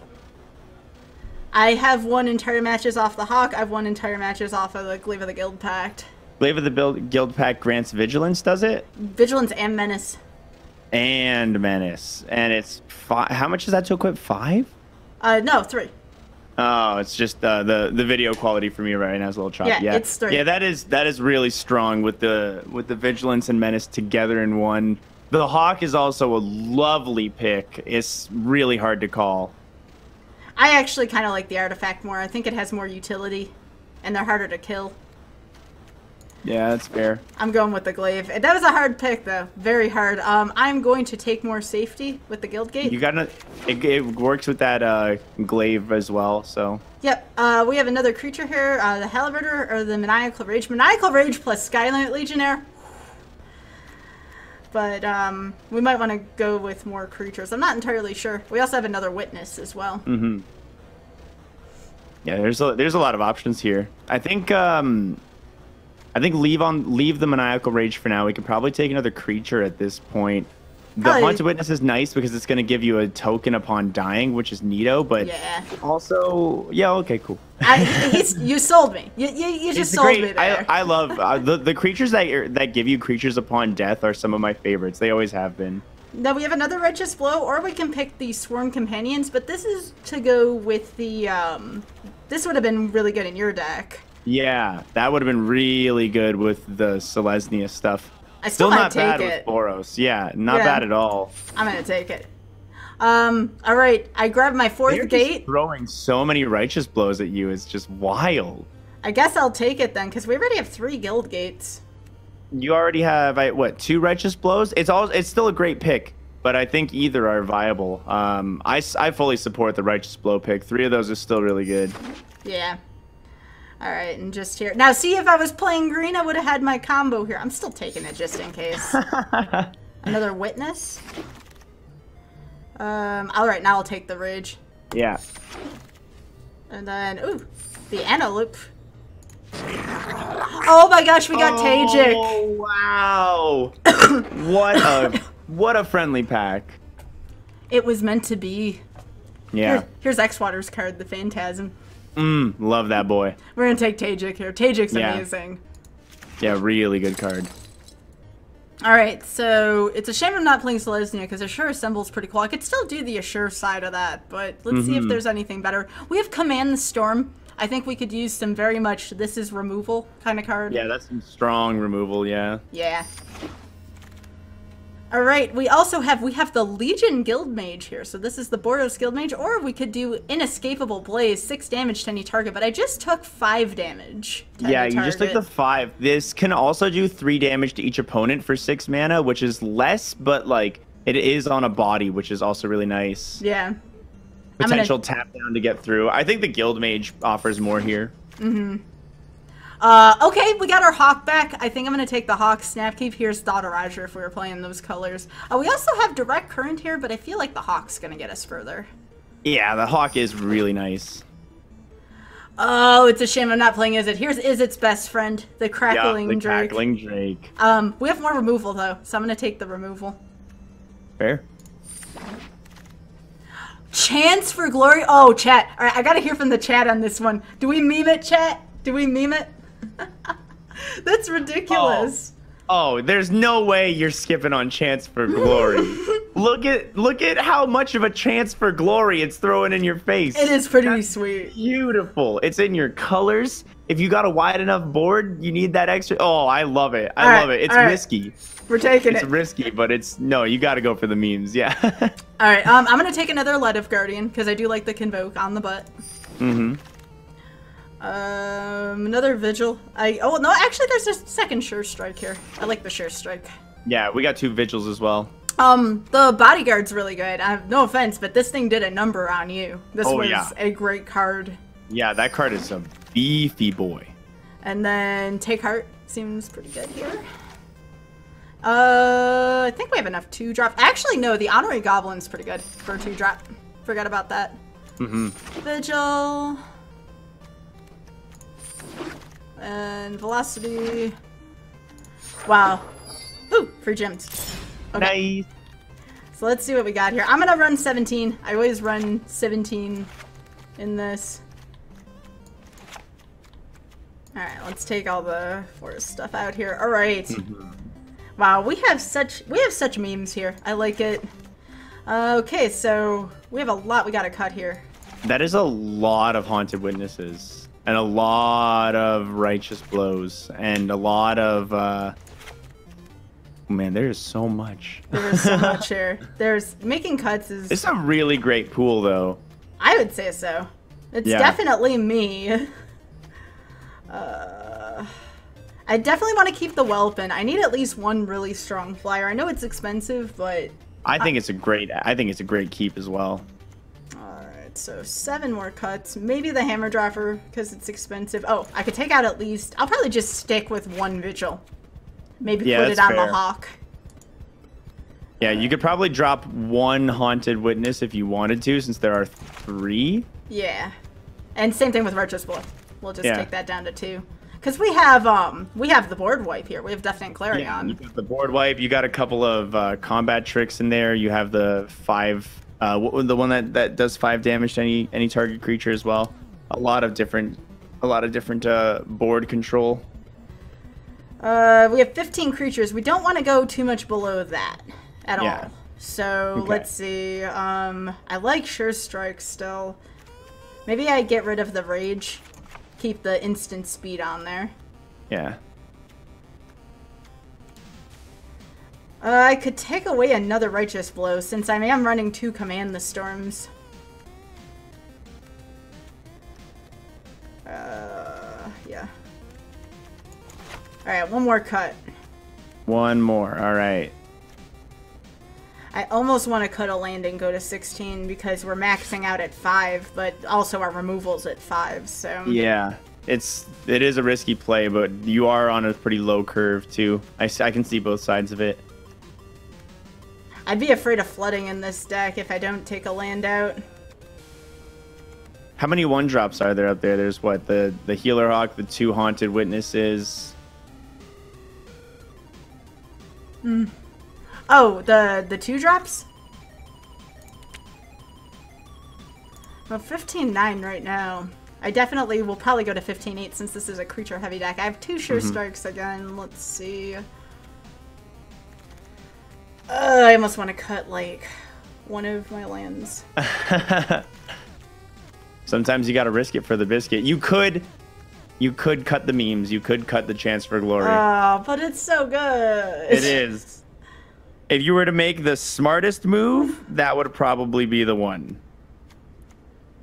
But memes. I know, I love it too. The glaive is a little slow. That is a good fact from chat. We'll keep memes in there. How about that? I like it. I like it too.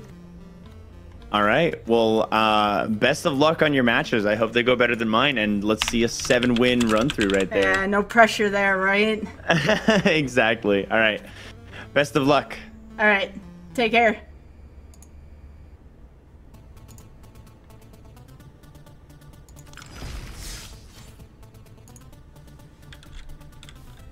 All right, we are back. Yes, we are, and Skybells has drafted a beautiful Boros deck here. I think it has the potential to go far. The biggest threats are probably going to be things like those those undergrowth big creatures, or potentially some Selesnya Convoke with like I think big creatures and control will be her two biggest fights for this deck. Just have to get in there before everything gets too big to handle. Exactly, which, considering the mana curve here, shouldn't be too difficult.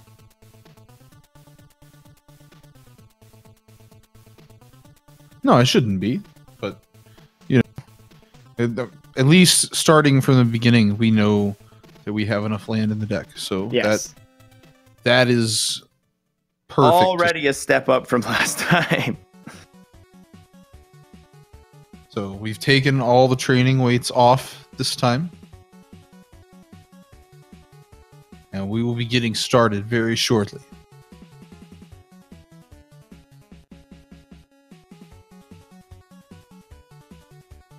So, do you think this deck is better than the Selesnya deck that was drafted first?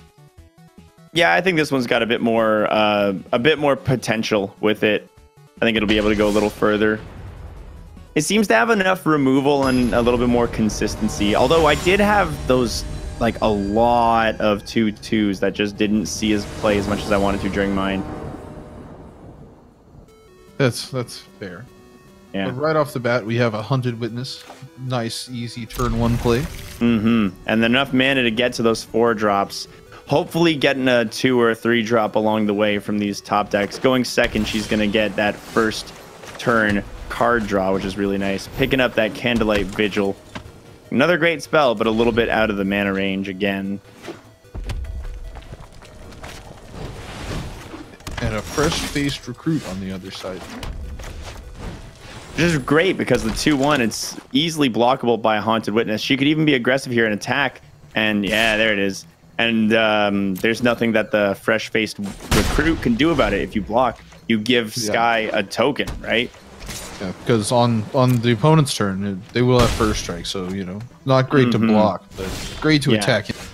Exactly. All right, now we got that 2/4 coming out, got that real big block ready to handle this fresh-faced Recruit, no issue. And the Haunted Witness can continue to do some damage in the meantime. Ooh. The Whisper Agent, though, sneaking in nice and soft right there. Very nice play from the opponent over here, Cypress. The Whisper Agent's a pretty good card, I hear. He's sneaky. He's a little sneaky boy. All right, we're going to be at 4 mana now. That opens it up to the Hammer Dropper, the Candlelight Vigil, which the combination of those two, I am personally a very big fan of. You get essentially an 8/4 with Mentor. Very powerful. Very easy to kill, though, as well, which is a little bit of a worry for the Hammer Dropper. Yeah, that is. I wonder always... where she's going to use the Candlelight Vigil. That's my biggest question at this point. At this point, now that we've seen it command the Storm, I bet the Healer's Hawk is getting the I wouldn't be surprised. That lifelink is beefy. Yeah, there it is. It can still get a Mentor trigger from the Hammer Dropper as well if it attacks alongside the Healer Hawk, which gaining 4 life off of every aerial attack she's going to be able to do here is just going to be so good. It's very powerful. Yeah. There aren't a ton of cards. Saving the Sure Strike for a combat trick. Very nice. You got the Blade Instructor and the Hammer Dropper ready to go after this as well, but I have a feeling that our opponent here has something ready to deal with this Healer Hawk. Let's see what happens. And we will find out.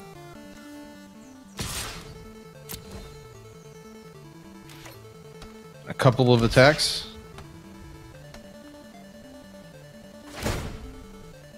Looks like the Whisper Agent will block the Ornery Goblin. Very interesting. The Whisper Agent, okay. I was wondering. Ooh, and opting to go for the Sure Strike on the Goblin to ensure the kill on the Whisper Agent, which, good play in my head. I think that was the right call. Oh, wow! And instead, we're gonna see a devious cover-up. That's a lot of cards that the opponent had to use there in order to kill a measly little goblin, though, when the Healer Hawk is the real problematic member of this game. And a flying haste in the air, it's going to bring that clock down to 2 turns for Cypress. Really has no way to deal with these flyers, and that's so strong. It's just so good. Another Whisper Agent, but unfortunately for Cypress, those Whisper Agents do not. Yeah, I'm sure he's hoping for that Surveil to give him something to hold on with, but nothing. As the concede goes down, victory for game 1 goes to Skybills. Very nice, claiming that first win, getting a free Duskborn skirmisher, and hopping right into game 2. Running straight in there, 1-0, off and running. Off to a great start. That was a great start. That was beautiful. Healer's Hawk is really good. Yeah. All right, we got a decent hand here. You got a turn 3 play, a turn 1 play, and the Wojak Bodyguard will be able to buff that Haunted Witness or token from the Haunted Witness, depending on how long it lives. Yeah, have to make sure it lives long enough to attack with the Bodyguard. But yeah, that shouldn't be that.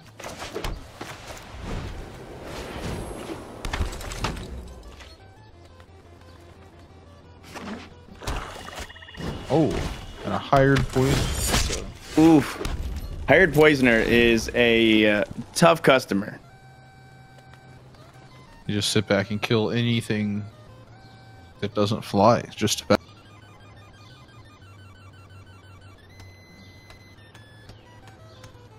So now we have some thinking, and it's an island. And we're going to see the Enhanced Surveillance here. A great card. Really does a lot to give that card advantage to these Dimir decks, the black-blue, when they do use those surveils.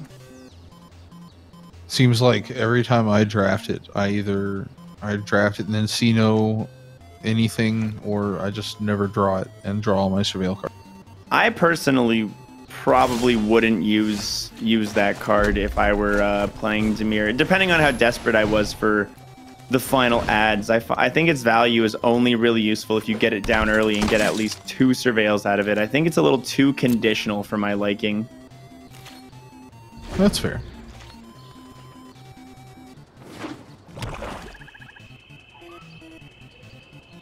So now, on turn 3, we're going to see some kind of play, probably.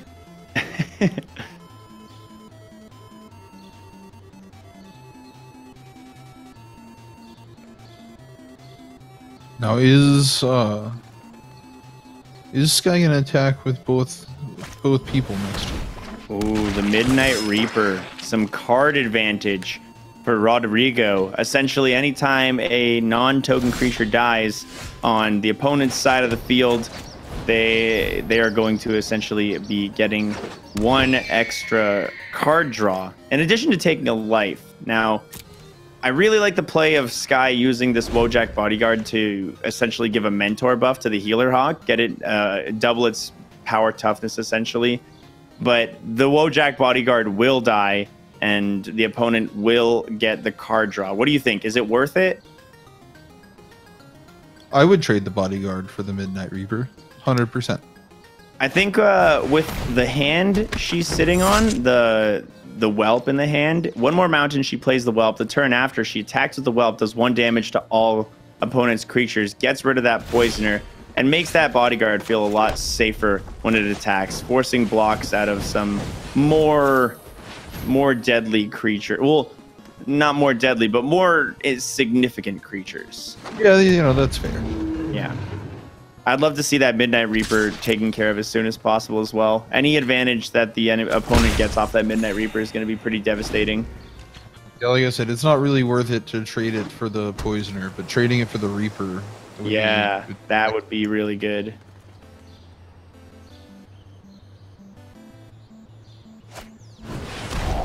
Oh, wow. Healer Hawk, say goodbye. Haunted Witness, toodaloo, but also the Poisoner taken care of, which is going to give a card draw to Rodrigo. Very interesting play here. I like it a lot. That was very clever. It's definitely one way to deal with the healer's hawk. Yeah, and you get a card draw out enhanced of it. surveillance to combo with your Midnight Reaper. Yeah, that's going to be looking at the top 4, putting whatever you want into the graveyard, organizing them however you like. That's a lot of... There's a lot of potential right there. And knowing that, you know, the Whelp is going to attack next turn and kill the Poisoner, and, you know, yeah, you're not really that attached to keeping it. At the same time, the Whelp in the air is going to be relatively devastating to the opponent here. 3 damage per turn. That's a scary clock. Interesting, and Sky's going to double block this Darkblade agent. Another card draw for the opponent, but their board is now much more minimized. I'm curious to see what the play will be here.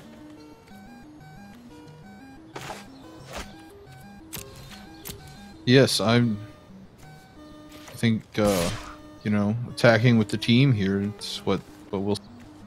Yeah, because the 1 damage from the Hellkite Whelp is going to bring that Midnight Reaper down to 1 toughness, thus leaving the opponent open to the token. He's not going to want to lose that Reaper, not yet, not with how much value it's brought him so far. So that 4 damage onto the opponent just really gave Skybills a huge jump ahead. And that Hammer Dropper is going to be able to buff this Flyer next turn. And with the Command the Storm still in hand, depending on the play, you know, definitely burn out the Reaper right away. Ooh. I opened my mouth. I think Command the Storm will be departing before anything else right now. Oh, wow. Interesting. The opponent must be worried about a big board state more so than losing this Reaper. Yeah, that is a little surprising to me, because now the Reaper just dies and the team comes in for, what, 10? Yeah, we'll get 5 and then 4 and then 1. Yeah, 10. Well, now that there's a Child of the Night, not necessarily. I mean, the Hellkite Whelp is just gonna kill the Child of the Night. Oh, that's true.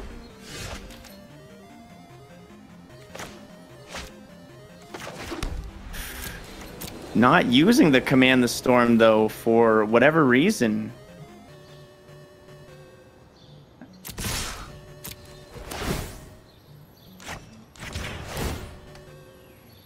And now we see the Mentor trigger. Okay, so it looks like she wants to hold on to that Command the Storm for a little while. Gonna offer up the draw to the opponent there in favor of holding on to this Command the Storm.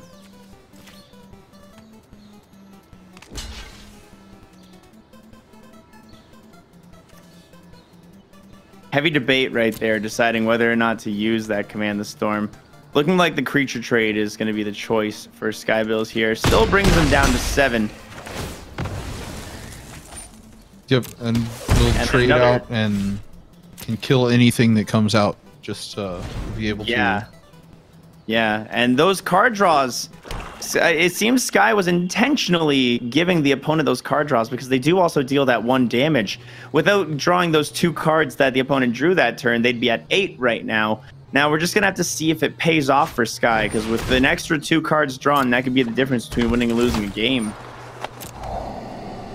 Yeah, it really could. We'll find out.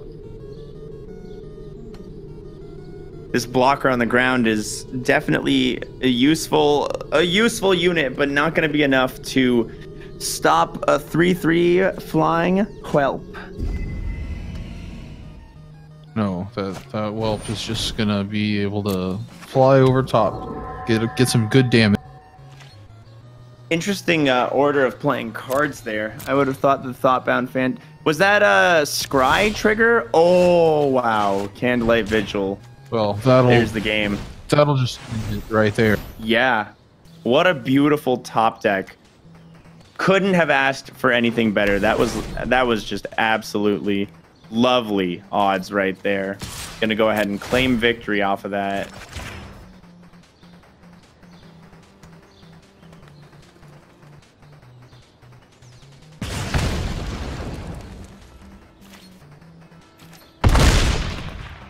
And there it is.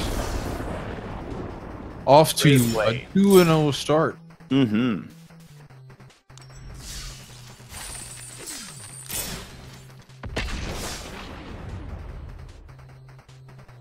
You know what they say. You just gotta win the next one.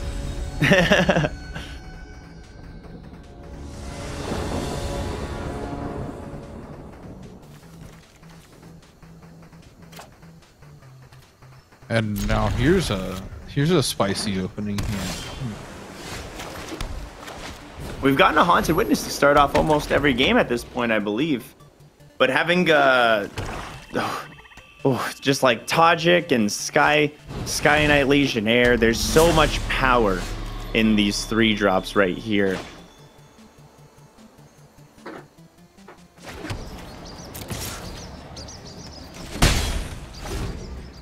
Not surprised to see no blocks there for the opponent. Mm-hmm. No need to trade your Mesmerist for 1/2 of the Hunted Witness. Exactly. And another Mesmerist. Wow. And now the flying 2/2 coming down and coming down strong. The race has begun. Yes.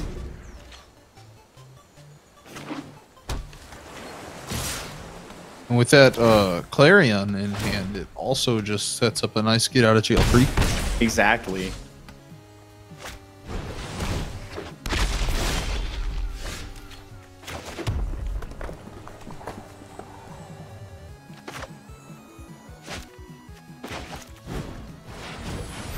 All right, and we see Tajik come down.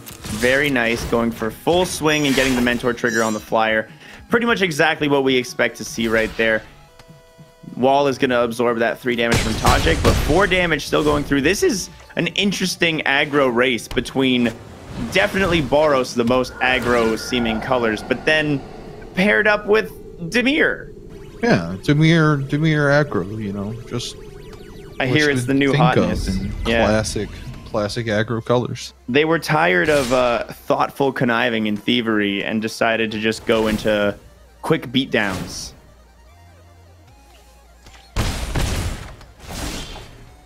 Oh, so that land drop to get rid of the flyer. Absolutely beautiful mana curve right there for Skybills. Gonna go to attacks.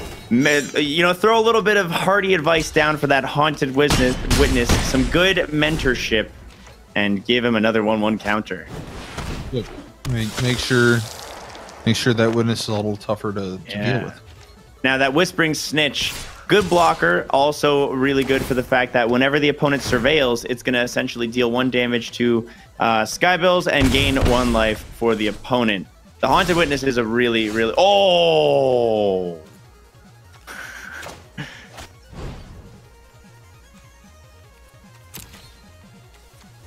I couldn't even finish my thought. I was just so impressed by that draw. The True Fire Captain is pretty good. Yeah. And now everyone has lifelink, so we are going to see Sky gain 9 life here. Yeah, everyone has lifelink, and that's... Did they get indestructible as well? No, just lifelink. Just lifelink.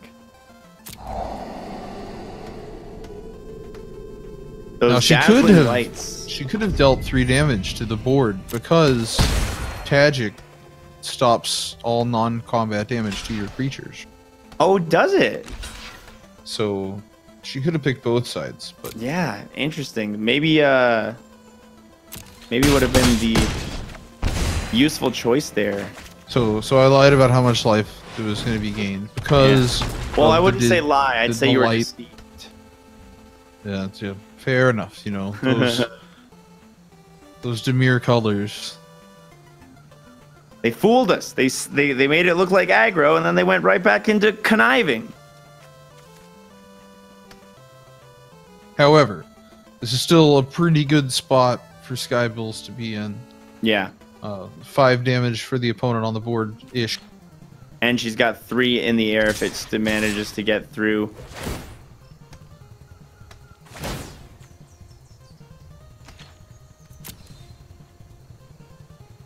No blocks.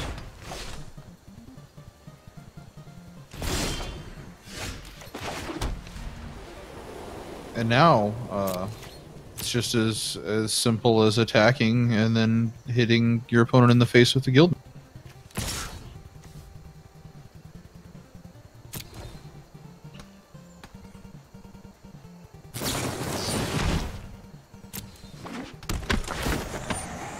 Whisper Agent, not gonna help.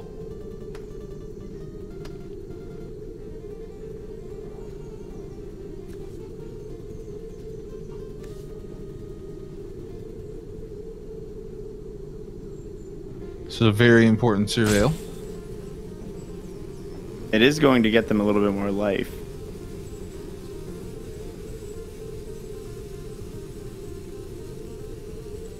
Oh yes, that is true. The snitch. Mm-hmm.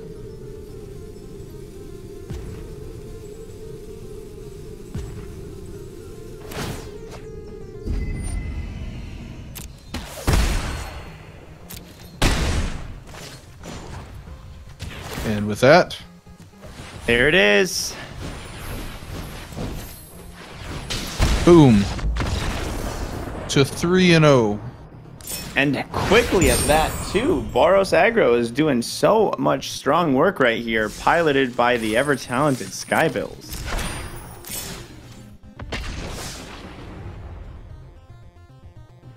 But that guild mage just showing why it's worth the pick right there. Winning the game by itself, kind of. It's a body. It's got the option to deal some damage. Same amount of mana as it costs to deal the 6 with that other card, but it stays on the board. You can do it more than once. It's just so useful. I really like this this board state right here, because as soon as that goblin goes down, followed by the bodyguard, we're gonna see a good little bit of mentorship. Regardless of this wall being here, you'll still be able to get those mentor triggers. Yep, even if you're dealing damage to the wall instead of your opponent, making your guys bigger is always.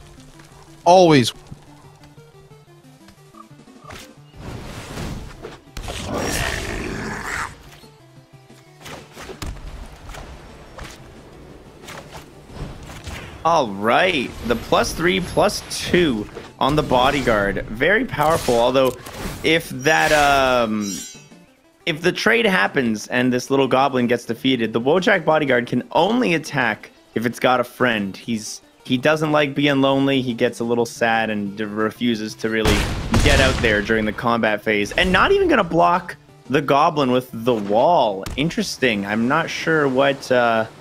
Creative combat tricks, but there weren't any to be had because not with 0 mana available. Yeah. The Muse Drake, 1/3 flyer who draws you a card. It looks like this player is feeling a little desperate right now. I don't think the Muse Drake is a play you would see from a confident player who feels to be in a good position. That goblin just getting stronger and stronger with these mentorship triggers as well.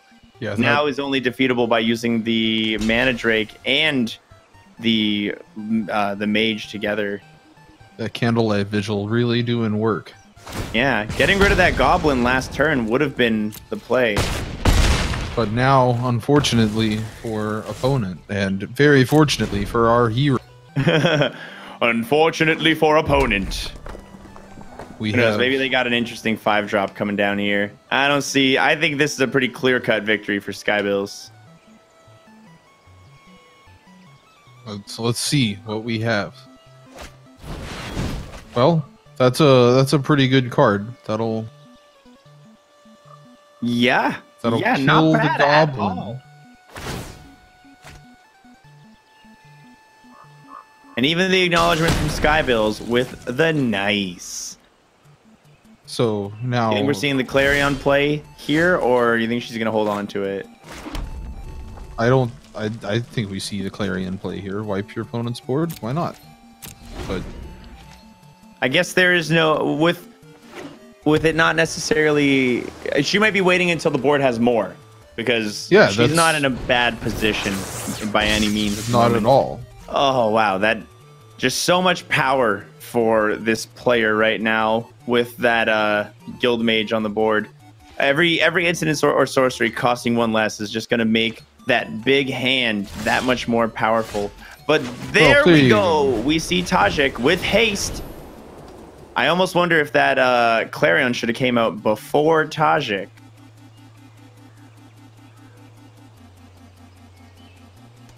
Yeah. We'll... Oh, and the counter spell. Devious Cover-Up. Had a lot of rule text on it that I'm not familiar with. It counters a spell and lets you shuffle cards from your graveyard back into your library. I see. Tajik would have been the legendary use right there to get that Wojak bodyguard attacking right on that turn with the haste. Another wall of mist comes down, and wow, 2/5 toughness blockers on the board right now. So under the enemy here has built up such a strong line of defense, and not even the Clarion will be able to get through it at this point. We're gonna need some sort of flying or straight to the face damage now. Yeah, at this point, yeah, you have to go look back and think maybe the Clarion was the play to bait out the counter spell, and then you could play Tajik to. But you know, we're gonna see some birds. Yeah, that Clarion's still going to be very useful coming up, just due to the fact that this board is growing just bigger and bigger, filled with destroyable targets. It's just gaining in value. Yeah.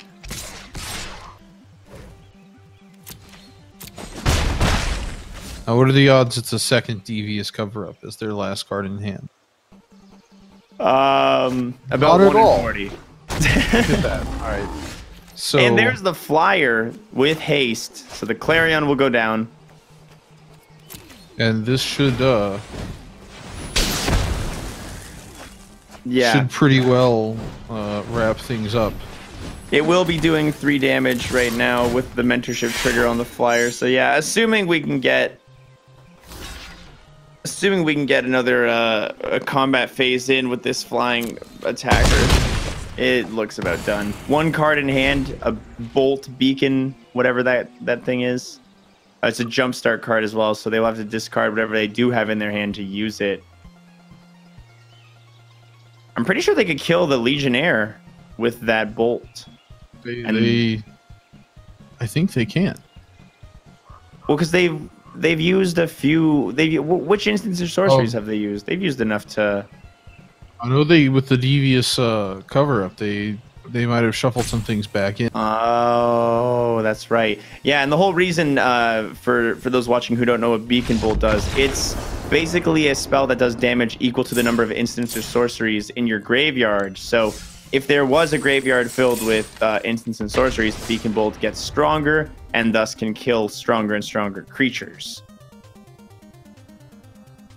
We're on a 4-win streak right now. It's looking like we're going to see that amazing 7-win clutch. Maybe even go up to... Is 7 or 9 the top? No, 7 is as far as you can get. Yes. Okay, we have 1 Boros Guildgate and a lot of mountains. We have 1 creature, and she does decide to mulligan that. Chance for Glory sitting on the top. We're going to not take our chances with it just yet. Not with that mulligan. It will be one of the last chances we get. So the bodyguard is the first creature we're going to be able to play with the current way things look, and even then, not going to be able to attack with it unless it gets a buddy out. And it looks like we're up against another Is It deck. We haven't yet to see the other color they're going to be using, if any. But very likely with the jumpstart cards they're being played. And now you can see in their graveyard they did discard what appears to be that bolt we were just talking about.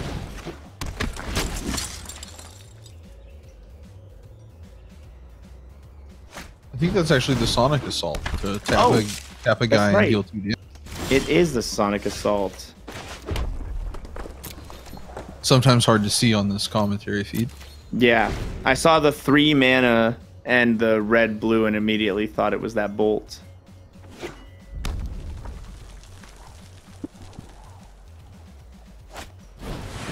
And a pass wall adept. Oh, very good card. 3 mana to give creatures unblockable. Super valuable. Nice use of the Righteous Blow to take out the fresh-faced recruit. And mana is not an issue right now. We're just looking for something to do with it as Skybills just keeps drawing more and more mountains.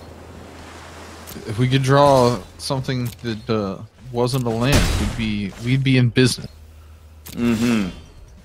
Well, your prayers have been answered as the goblin comes down on the field. They're going to be able to attack together next turn and hopefully do some damage. And again, for those who don't know, Jumpstart, when you play it, it sits in your graveyard, and you can cast it from your graveyard for its mana cost, and by discarding a card from your hand. Yes. The Hypothesis used not to defeat the Wojcik bodyguard, but instead to destroy the goblin, as the bodyguard's useless if there's no allies. And I think the opponent here is very aware of the fact that if Sky had other creatures to be playing along with it, she would have done so already. Luckily, she does get the top deck for the Guardian. And the Guardian will look at the disdainful stroke and be very sad. That Guardian is such a great play with the Wojcik bodyguard just because it has 3 toughness, so it would receive a 1/1 counter from the mentorship, bringing it up to 3/5 if they got to attack together. And yeah, the cards, the heart of the cards, just not on Sky's side right now.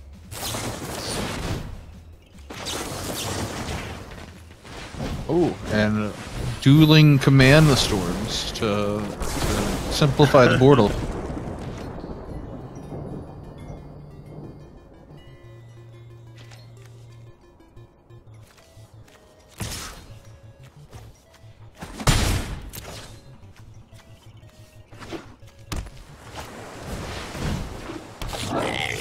And another land. Yeah, this is rough. It's not, hope isn't lost yet, but I mean, we saw it while we were drafting the deck. It's not necessarily, it doesn't have a whole lot of big cards to play. So this insane flood of mana right here, no matter what the draw is just not going to be ultimately all that useful. Other than with the Legion Guild Mage, who can effectively use their ability to do 3 damage straight to the face for an exuberant amount of mana. So I take back all of my words, and it's gone. And it's gone. It was a good thought for a second. Yeah. With another command the storm, Sky can, work on building up a hand. Seeing more lands from the opponent. We see a Haunted Witness come down. Even if it's removed, we're going to have an extra creature. So some good news, finally. Yeah, we filtered through pretty much everything that isn't creatures in this deck at this point.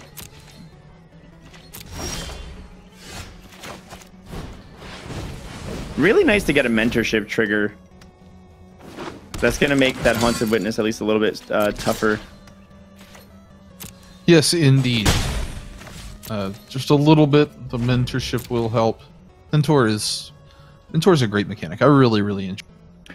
Yeah, I'm a big fan of it too. Oh, there's a Beacon Bolt. 7? They've got 7 instants or sorceries in their graveyard. Ugh. It's a lot of beacon for that bolt. Yeah, and the bolt, as we've mentioned previously, does have the jumpstart mechanics so that if the opponent decides to discard a card from their hand, they will be able to recast that bolt. They will be able to destroy this Hellkite Whelp as well, and essentially control this board even farther. Oh, and never mind, we see another Devious cover-up. It's a pretty good deck we're running up against. I mean, at 4-0, you got to think they're all equally good. Honestly, I think the biggest just simply the hand that we started with shut us down more than anything. The opponent's deck is definitely doing a lot of good work, but they would be a lot lower right now if we weren't so flooded. And oh mission my briefing. lord! Wow. Snapcaster Mage on an instant. This mission briefing is essentially going to let the opponent recast any instant or sorcery from their graveyard, and will also surveil 2 for them. So yeah, just another chance to keep the control going strong. This opponent doesn't mind taking 1 damage per turn if it, you know, if it locks down Sky. At this point, it's looking a little rough for her. But we do have the board advantage on Skybill's side, which is what you really want in a limited format. You can you can have all the counter spells in the world, but that 1/1 can just live. And the Hammer Dropper is coming up. Oh, I don't want to see what's going to happen to it. I know something will. I really hope that Hammer Dropper gets through in some capacity. Yeah, there it is. There's that hypothesis again. That's, I think, the second one they've used, maybe. A lot, like, the draft for this opponent was very, very friendly to Izzet. This is an amazing deck that they're running right now with just so much juice.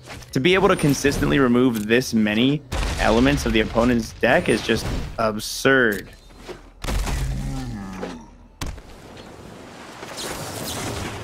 And getting rid of that Cyclops with Command the Storm. Been holding on to it for a little while, but it's a valid target as that Cyclops is going to be able to do some heavy damage if uncontested.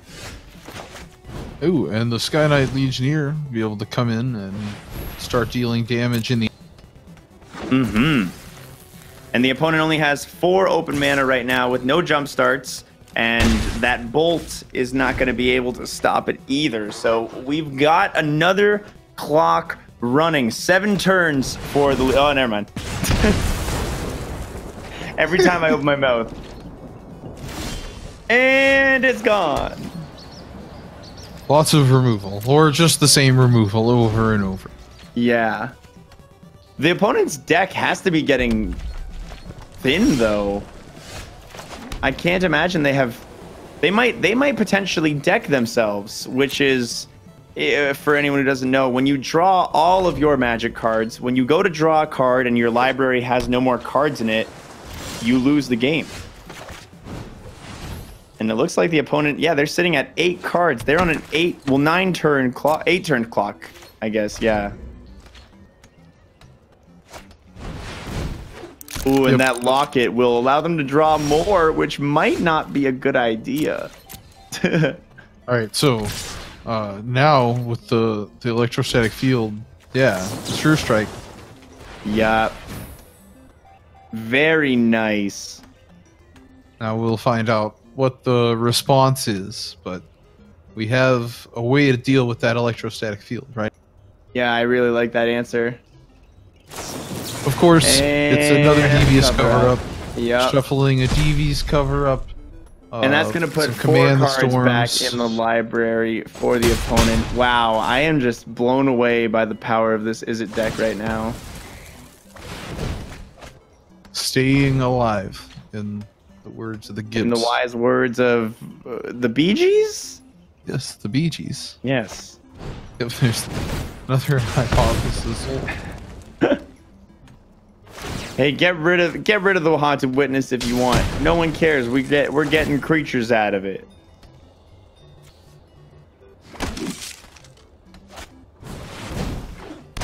Another Cyclops coming up. Yep, sounds right. At this point, it's looking like there is not going to be a whole lot Sky can do to hold on. She's fought so valiantly in this match, but the control has just been so powerful, and if she was able to take off a little sooner in the game, I'm sure the tide of battle would have changed, but just with how this played out, it's just not going to be the case. That Piston Fist Cyclops now able to attack. Gonna obviously go for the block, try and hold on for whatever kind of top decks we can get. Another Plains. That is 14 of, I think, the 16 land that Skybills is running. Theoretically, that just means there's gas left, right? It's true. You're not wrong. Just have to live out a couple of more turns. Oh, it's so mean. You know you're in the end of a control match where they're burning 5 power kill spells on a 1 toughness creature. And the mission briefing going to be used to recast.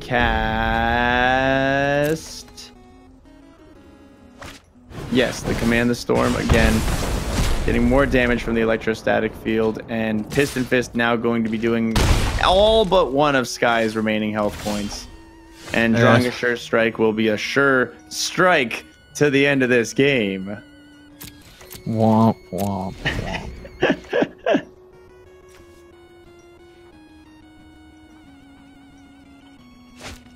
Oh, and the Fire Urchin? Like that.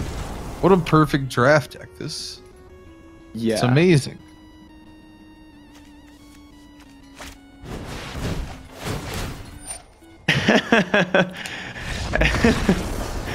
And yeah, Sky was initially giving the opponent a chance to finish out the game, but as soon as he was going for the big flex, she decided, no, we're done. I'm moving on.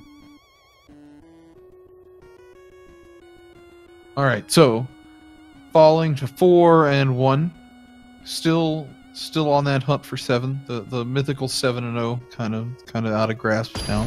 We picked up the 1. You know, 7 and X. Here we come.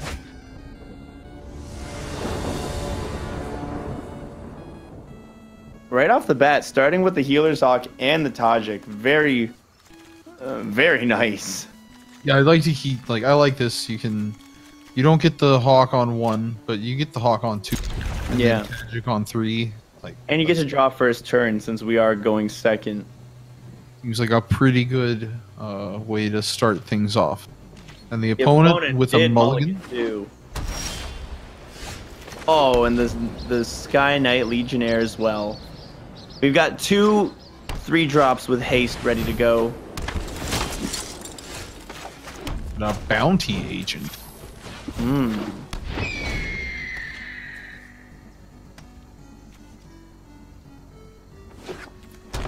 That could be problematic for our Tajik. Yeah, we're probably going to see the Sky Knight Legionnaire played instead at this point, considering with a simple tap of the bounty agent, it'll be able to remove that legendary creature.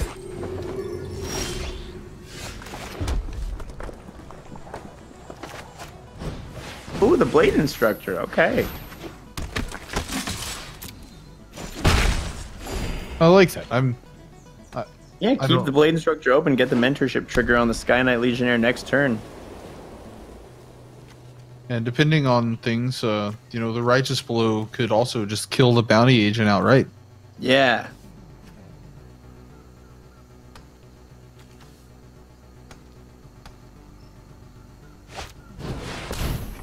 Oh, and you hate to see that. The 1/4 Reaching Spider, ready to stop the Legionnaire as soon as it comes out. Not to say that the Righteous Blow couldn't take out the Spider in conjunction with the Sky Knight Legionnaire, though. Now we're just going to see a trade there. No need to even worry about the Righteous Blow. Now, here's what's interesting. Sky's now pondering what the move is. She knows that while they're both 3-drops, she only has 1 white mana available, so she can't use the Righteous Blow the same turn that she does everything else. And gonna opt not to attack, considering that Tajik does have only 2 toughness right now. But however, next turn that Skylight Legionnaire comes out, it's gonna be a good feeling, being able to get it that extra counter in the air. Tajik has what's his ability do? So he prevents all non-combat damage that's dealt to other creatures you control. And he has haste and mentor, and you can give him first strike. Gotcha. The granted first strike could be really useful here.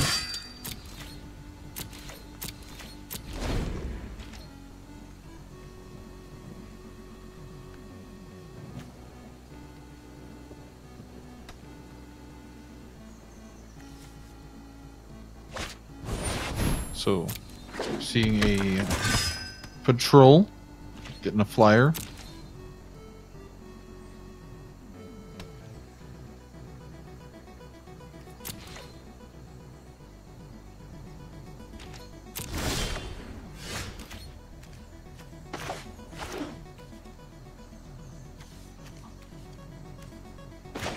Oh, we have the memes. The memes have arrived. Just briefly glancing at the chance for glory, yeah. If we see an attack with Tajik and the Sky Knight, depending on what the opponent does, we could see a good play. They could easily double block the Tajik, but giving it first strike as a combat trick could be a good way to try and get through this. Although big risk, you're just depending on your opponent simply not reacting to that. We really need a planes. A planes would be great right here. Yeah.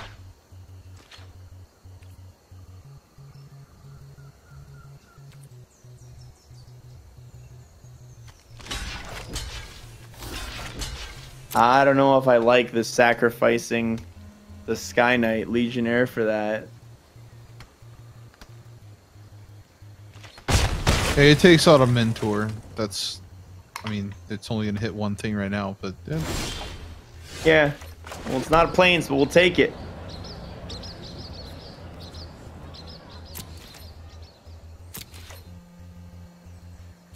No attacks again. That's fair.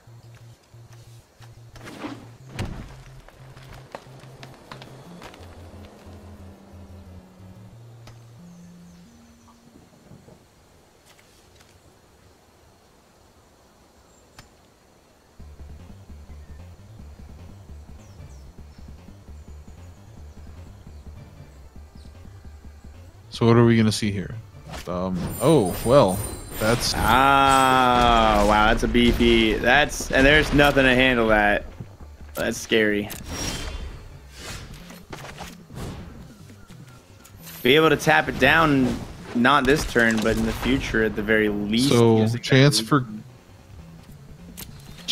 glory, the only way to deal with this issue. That's 6, 8, that's only 14 damage. Well, no, 14, 15, 16 damage. Sadly. That could have got through. Well, less with the Colossus. Uh-huh.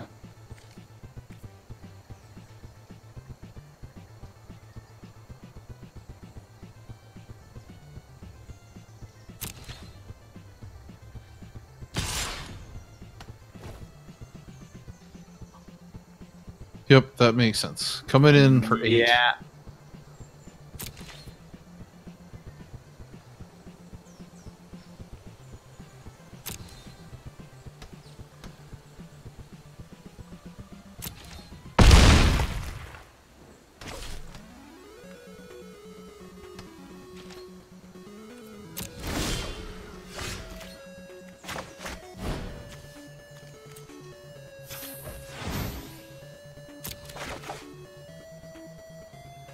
So, the patrol will sit up in the air, but not going to really help a ton.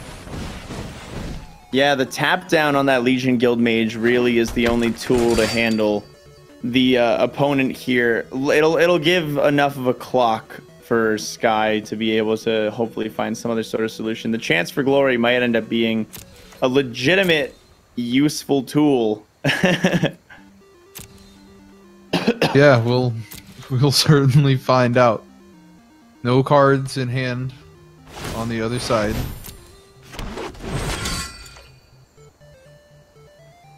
So it's just whatever they drew off the top and what all's on the board.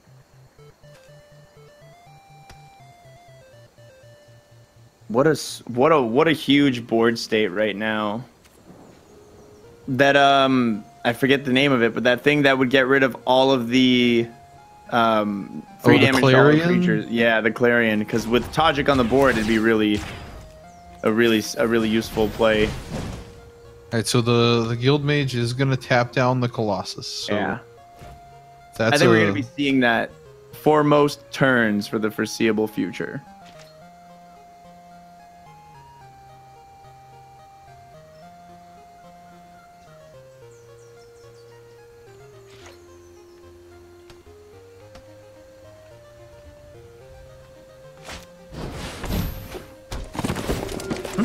and the Peacemaker. Oh, and a planes. Hey. Right on time. All right, we can see the Patrol and the Hawk attack in the sky together. Get that Hawk an extra counter and use the Hawk to get a little bit of bonus life. And that Reach Spider can only block one of them. No cards in hand, so we know we're not worried about any combat tricks right now either. And the Righteous Blow can then kill the Reach Spider. Yeah, that'd be 4 damage in the air coming through every turn after that.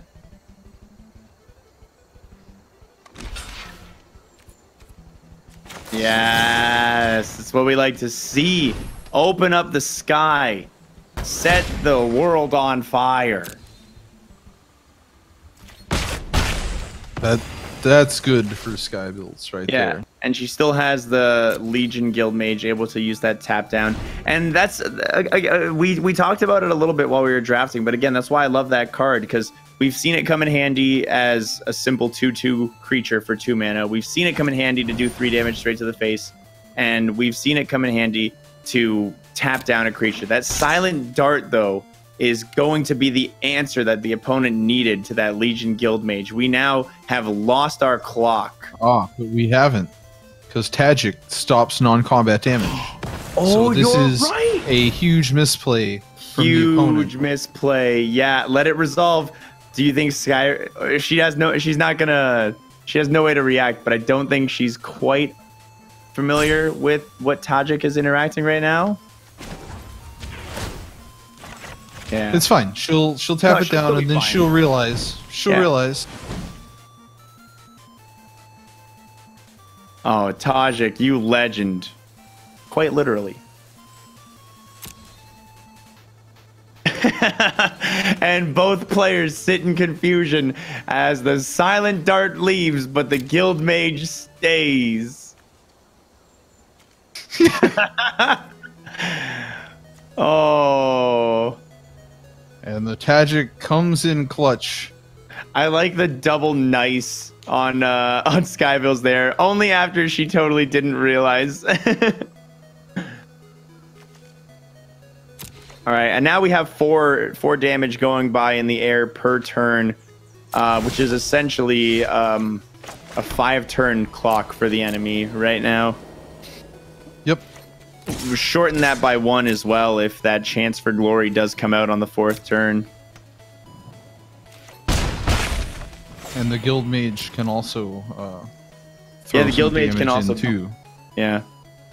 That being said, we'll probably save it for keeping that Colossus tapped.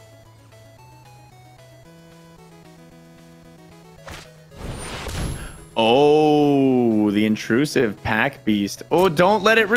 Oh. Well, no. Now. Yeah, now. Targets and. I was a little worried. Interesting choices. Regardless, they're still going to be able to go really wide this turn with the combat. And depending on how wide that the opponent swings right now, the Chance for Glory might even be worth using next turn. It's certainly a possibility.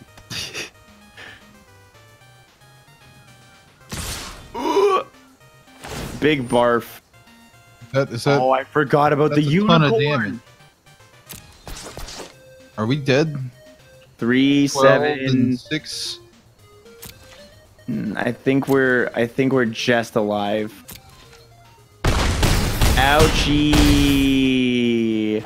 Owie. No.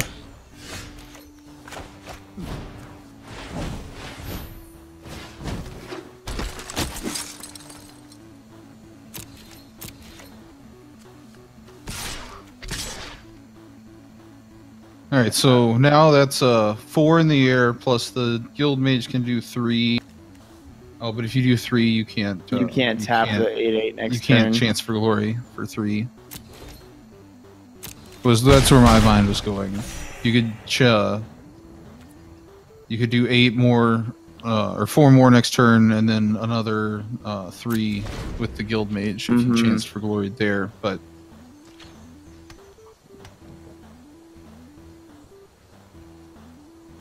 If only that guild mage's ability didn't require the tap, we'd be in a lot different position right now.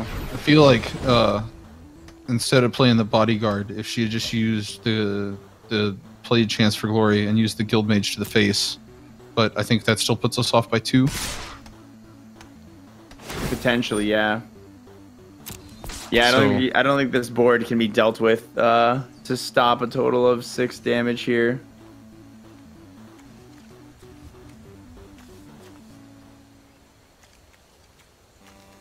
Doesn't look like it.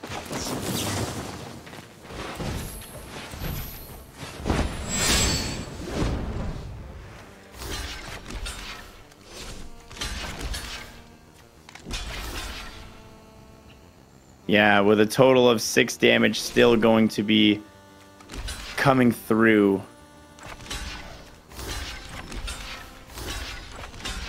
Almost. It's a very close game.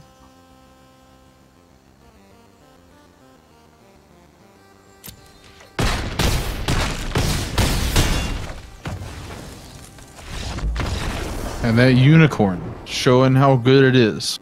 Ooh, for real. Absolutely disgusting power on that guy. So we fall to 4 and 2.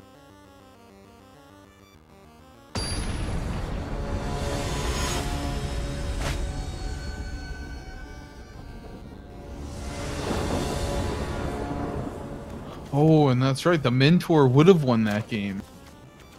Oh, yeah. Oh, well.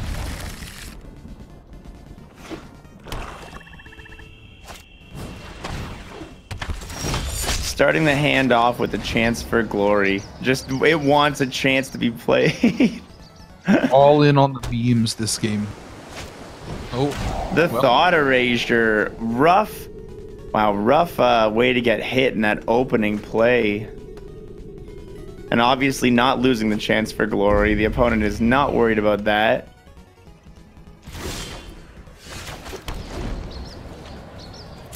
No, the opponent not scared of our memes today. That's 2 really good cards to start off with. The 1/1 Death Touch followed by the Thought Erasure. That is just such a quality set of draft. Yeah, it's a nice open. It's like getting to go Witness into Legionnaire on this side. Yeah.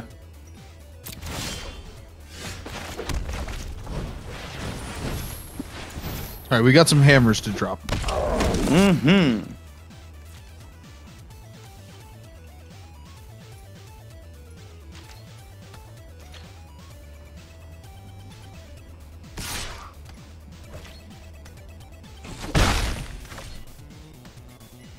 That Muse Drake gonna just fly over the top. And a locket. With the pass wall adept, that is just so much. Oh, and she almost played the Chance for Glory. I'm not sure, but I don't think that would have been the best play, right? There's no way we could know without seeing it, but yeah.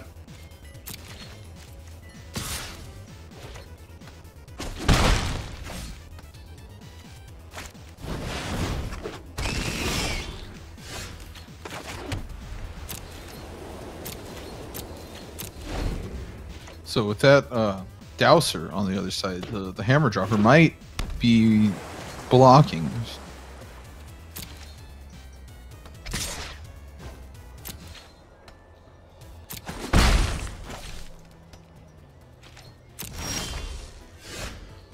And we see the Drake coming in, which will be able to get rid of the Death Touch on the ground, which is really nice. Yeah, that Dragon will be able to both block the Drake and shoot down the Poisoner, which that definitely helped. Mm-hmm. Helps kind of recover from this flooded situation that Skywills finds herself.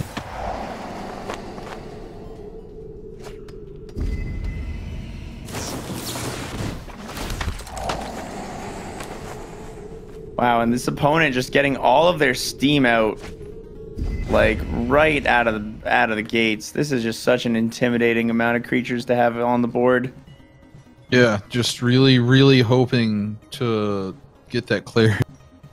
Yeah, if we can attack with the hammer dropper along with the Hellkite Whelp, then in the situation of Clarion came, that would keep our board perfectly safe and everything else gone. Minus the hammer dropper, they'd have to leave, but that's fine. Gonna see that Dowser come in unblockable because the Yep. pass fall adept can just do work.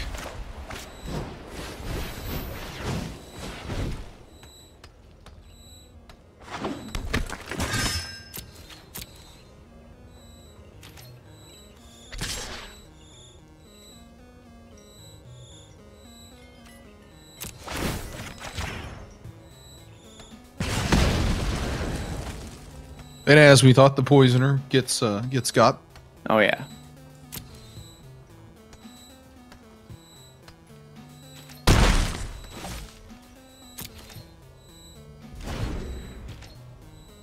Now, what else does the Forlorn Fool have in their hand? Do you think anything good? You think it's just a couple of lands and they're I wouldn't be surprised if they had some real steam cooking up in there. They have the card draw if they need it too with the locket, and they haven't used it yet, which leads me to believe that they have something worth holding on to, worth using that mana on in a more prompt kind of scenario.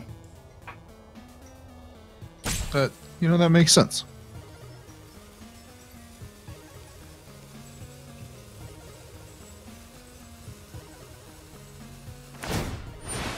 Yep. We're getting another unblockable Dowser of Lights. Ugh. Yeah, that unblockable. Ooh, and using it again on another creature, just going straight for so much power here. Chance for glory might be the only chance for victory soon too. Yeah, at this point we're on the clock. Next turn it's all over. Oh, does that creature have haste? No, just mentor.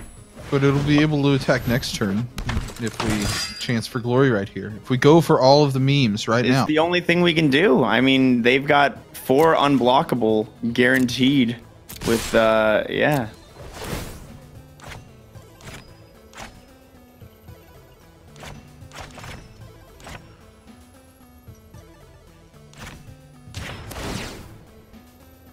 Where will that mentorship trigger go? Yeah, I like that. All right, what will we see on the blocking side of things?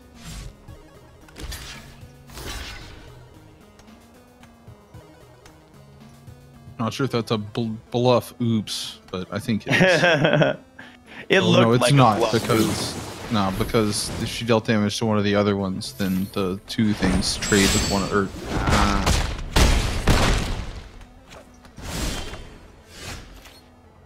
Righteous blow. All right, well, as our good friend and teammate LinkedIn would say, math is for blockers. Go all out here, Sky. and that righteous blow can come in for 2 more damage if she hits the True Fire Captain with it. Oh, that's right. I didn't think about that. Use the righteous blow. Use it on the True Fire Captain. No. Oh. We would have had it. We would have had it, chat. And that's how it goes down. That was an exciting final game there, though. That was really good.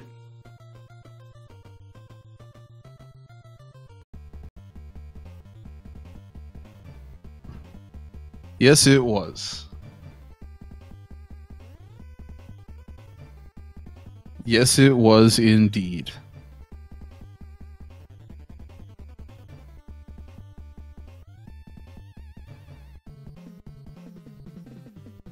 All right, I believe we'll be getting Skybills in here in just a moment. We can talk a little bit about that draft.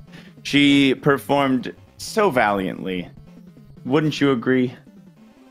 I would very much so.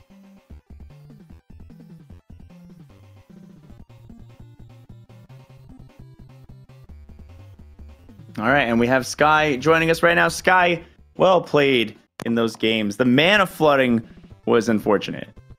Yeah, I realized I could have won both of those games, but I've been telling the chat, I've been playing since 11 a.m. So Yeah, it's a long day of Magic for you between the rivals and now all of them. A valiant effort nonetheless. Very, very well done with all that. That was a quick 4-0 to run out there. That was exciting. Oh yeah, I was pretty happy about that. How did you feel about the deck in general? I really liked it. Chance for Glory is good, but if you're not as good at math or have been playing a day long of Magic like myself, it's kind of more difficult to play around. And they knew I had it too. That was the worst part. Yeah. Yeah, they got to see it right off the bat, and I'm like, oh, look at these memes. I'm not scared of those. You can have your meme. All I needed was one more creature, honestly, and none of that would have mattered.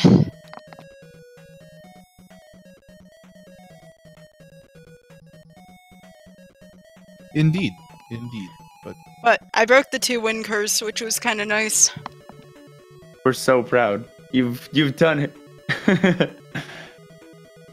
It was crazy how well that deck was performing between the Sky, the 2/2 flying with haste. That guy is such a monster. Tajik, protecting your guild mage essentially with the ability there when he used the that artifact that deals 3 damage. Yes, the 3 damage artifact to your not Tajik was pretty. That was great. Oh, we were sitting here laughing about it so hard. I didn't realize it either until I reread Tajik, and I'm like, wait a second, I don't have to Chance for Glory yet. Exactly. As soon as you did the nice play, we were memeing about it. Honestly, even Clarion would have won either of those 2 matches for me, and I didn't see it. Yeah, I would have. We were talking about that also. And in the one match, the Isn't match, they only had a couple cards left in deck, and all I was doing was drawing lands. Like, that would have been an easy one. I could have won. And you started off really flooded, too. Like, you didn't even get a chance to, do an initial aggro beatdown. They were able to shut, once you did get the mana, they had enough steam to just shut everything down. Yeah, I felt like I was playing Turbo Fog all over again. Yeah. Anytime you draw 14 of your 16 or 17 lands, you're not having a good. Oh, I went down to 16, that's right. So yeah, that was even worse luck than I thought. I even cut a land in that deck. Yeah. Yeah, that's why we were so shocked by the flooding, because you had already cut so much land out that we're like, we were looking at it, you had 10 cards left, and only 4 of the cards left in your deck out of the 12 cards in there could have been lands. It was wild. Yeah, I think given another opportunity, I think I could probably draft Boros if it's available and win. It was just one of those, again, I just had never played with Chance for Glory before, so I wasn't sure how to fully utilize it. Hey, meme cards are hard to use. Yeah. Embracing the memes is a thing. You have to do it a couple of times before you really understand it, right? That's what memes are all about. Isn't it, chat? I think that's what memes are all about. The real meme was the friends we made along the way.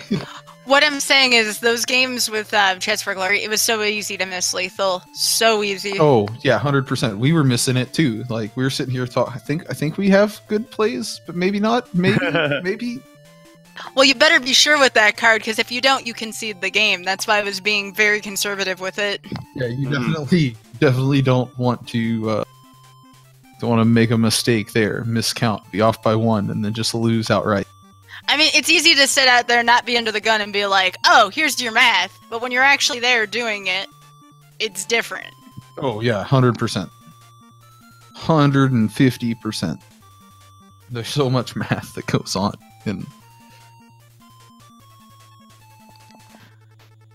I was kind of hoping that True Fire Captain, they would have blocked it and not read it. Yeah, that's what we were. That was the card we were looking at. Like, you could have hit with the Righteous Blow and hit them for the last damage, and we were really hoping that you would have seen it. No, I didn't even realize you could do that. I thought that was target opponent's creature. That's pretty awesome, actually. At least I think it's just any attacking and blocking creature. Yeah, I think we'd have to relook at it.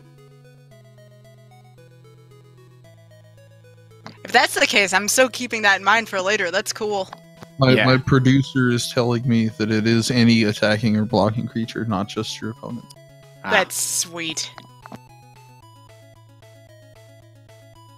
So, for future reference, that's one of those cool niche plays that you can make that I didn't even think about until a couple of turns ago. Well, one turn ago. I didn't think about it either. It's been a little while since I drafted this set. Yeah, with the Allegiance out, everybody's drafting Allegiance now, right? Yeah, pretty much. So you have any final thoughts about your draft deck before we tell these lovely people what they can expect next? No. I think that deck could have gone 7 had I not been playing Magic for almost 12 hours. I think it could have as well, but you know, like you said, you had more important things this morning with the rivals to deal with, and a long day of Magic will just drain anybody. It's a lot of thinking. Yeah, it's a lot of spells to be slinging. Also, switching formats in the middle of the day too. Like, come on now. Yeah. It was still fun though. And that's what it's all about, is having fun, right? Yeah. That's what we love to do here. And, you know, for all you at home that might want to have fun with us, next week, maybe you didn't like this draft format. Maybe you're constructed as more your speed. Next week, we are going to be doing some community matches. Picking some people, speedrunners that also play Magic players that also speedrun games. Get them featured on the channel to do some games with us, doing some commentary over it. Listen to us knuckleheads talk about playing Magic. If you'd like to join, make sure to join the Discord. Make sure you're join the Team Instant Speed Discord. I'm sure we'll have a form or something to get people to sign up either tonight or in the morning in the coming days. And coming in April, on the weekend of I think not 100% sure, but for right now we're looking the weekend of the 20th and the 21st. Is that I believe? We're going to be hosting a tournament. So keep eyes out for details for that, because it'll be good times. All right, well, that's all really exciting. So the next week we have exhibition or tournament style matches between the community. That's going to be super sweet with special commentary going on, and people join that through the Discord. Yeah. The Instant Speed Discord. We're going to be we'll have a thing to post for people to sign up in the Discord channel tonight or in the morning, one or the other, as soon as we can get. So if you've always dreamed of playing Magic on speed gaming, you know, this is your chance. All right. Do you all have any final words before we get out of here? Yeah, are we playing best of 3 or best of 1 with other people next week?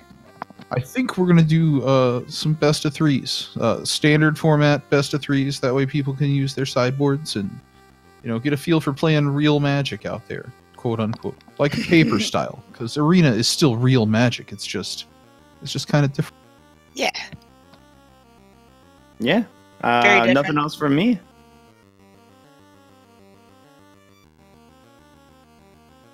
Well, thank y'all for coming out tonight and drafting with us. Thanks everybody for sticking around. We will be back 7 p.m. Central, 8 p.m. Eastern next week. Y'all have a great night.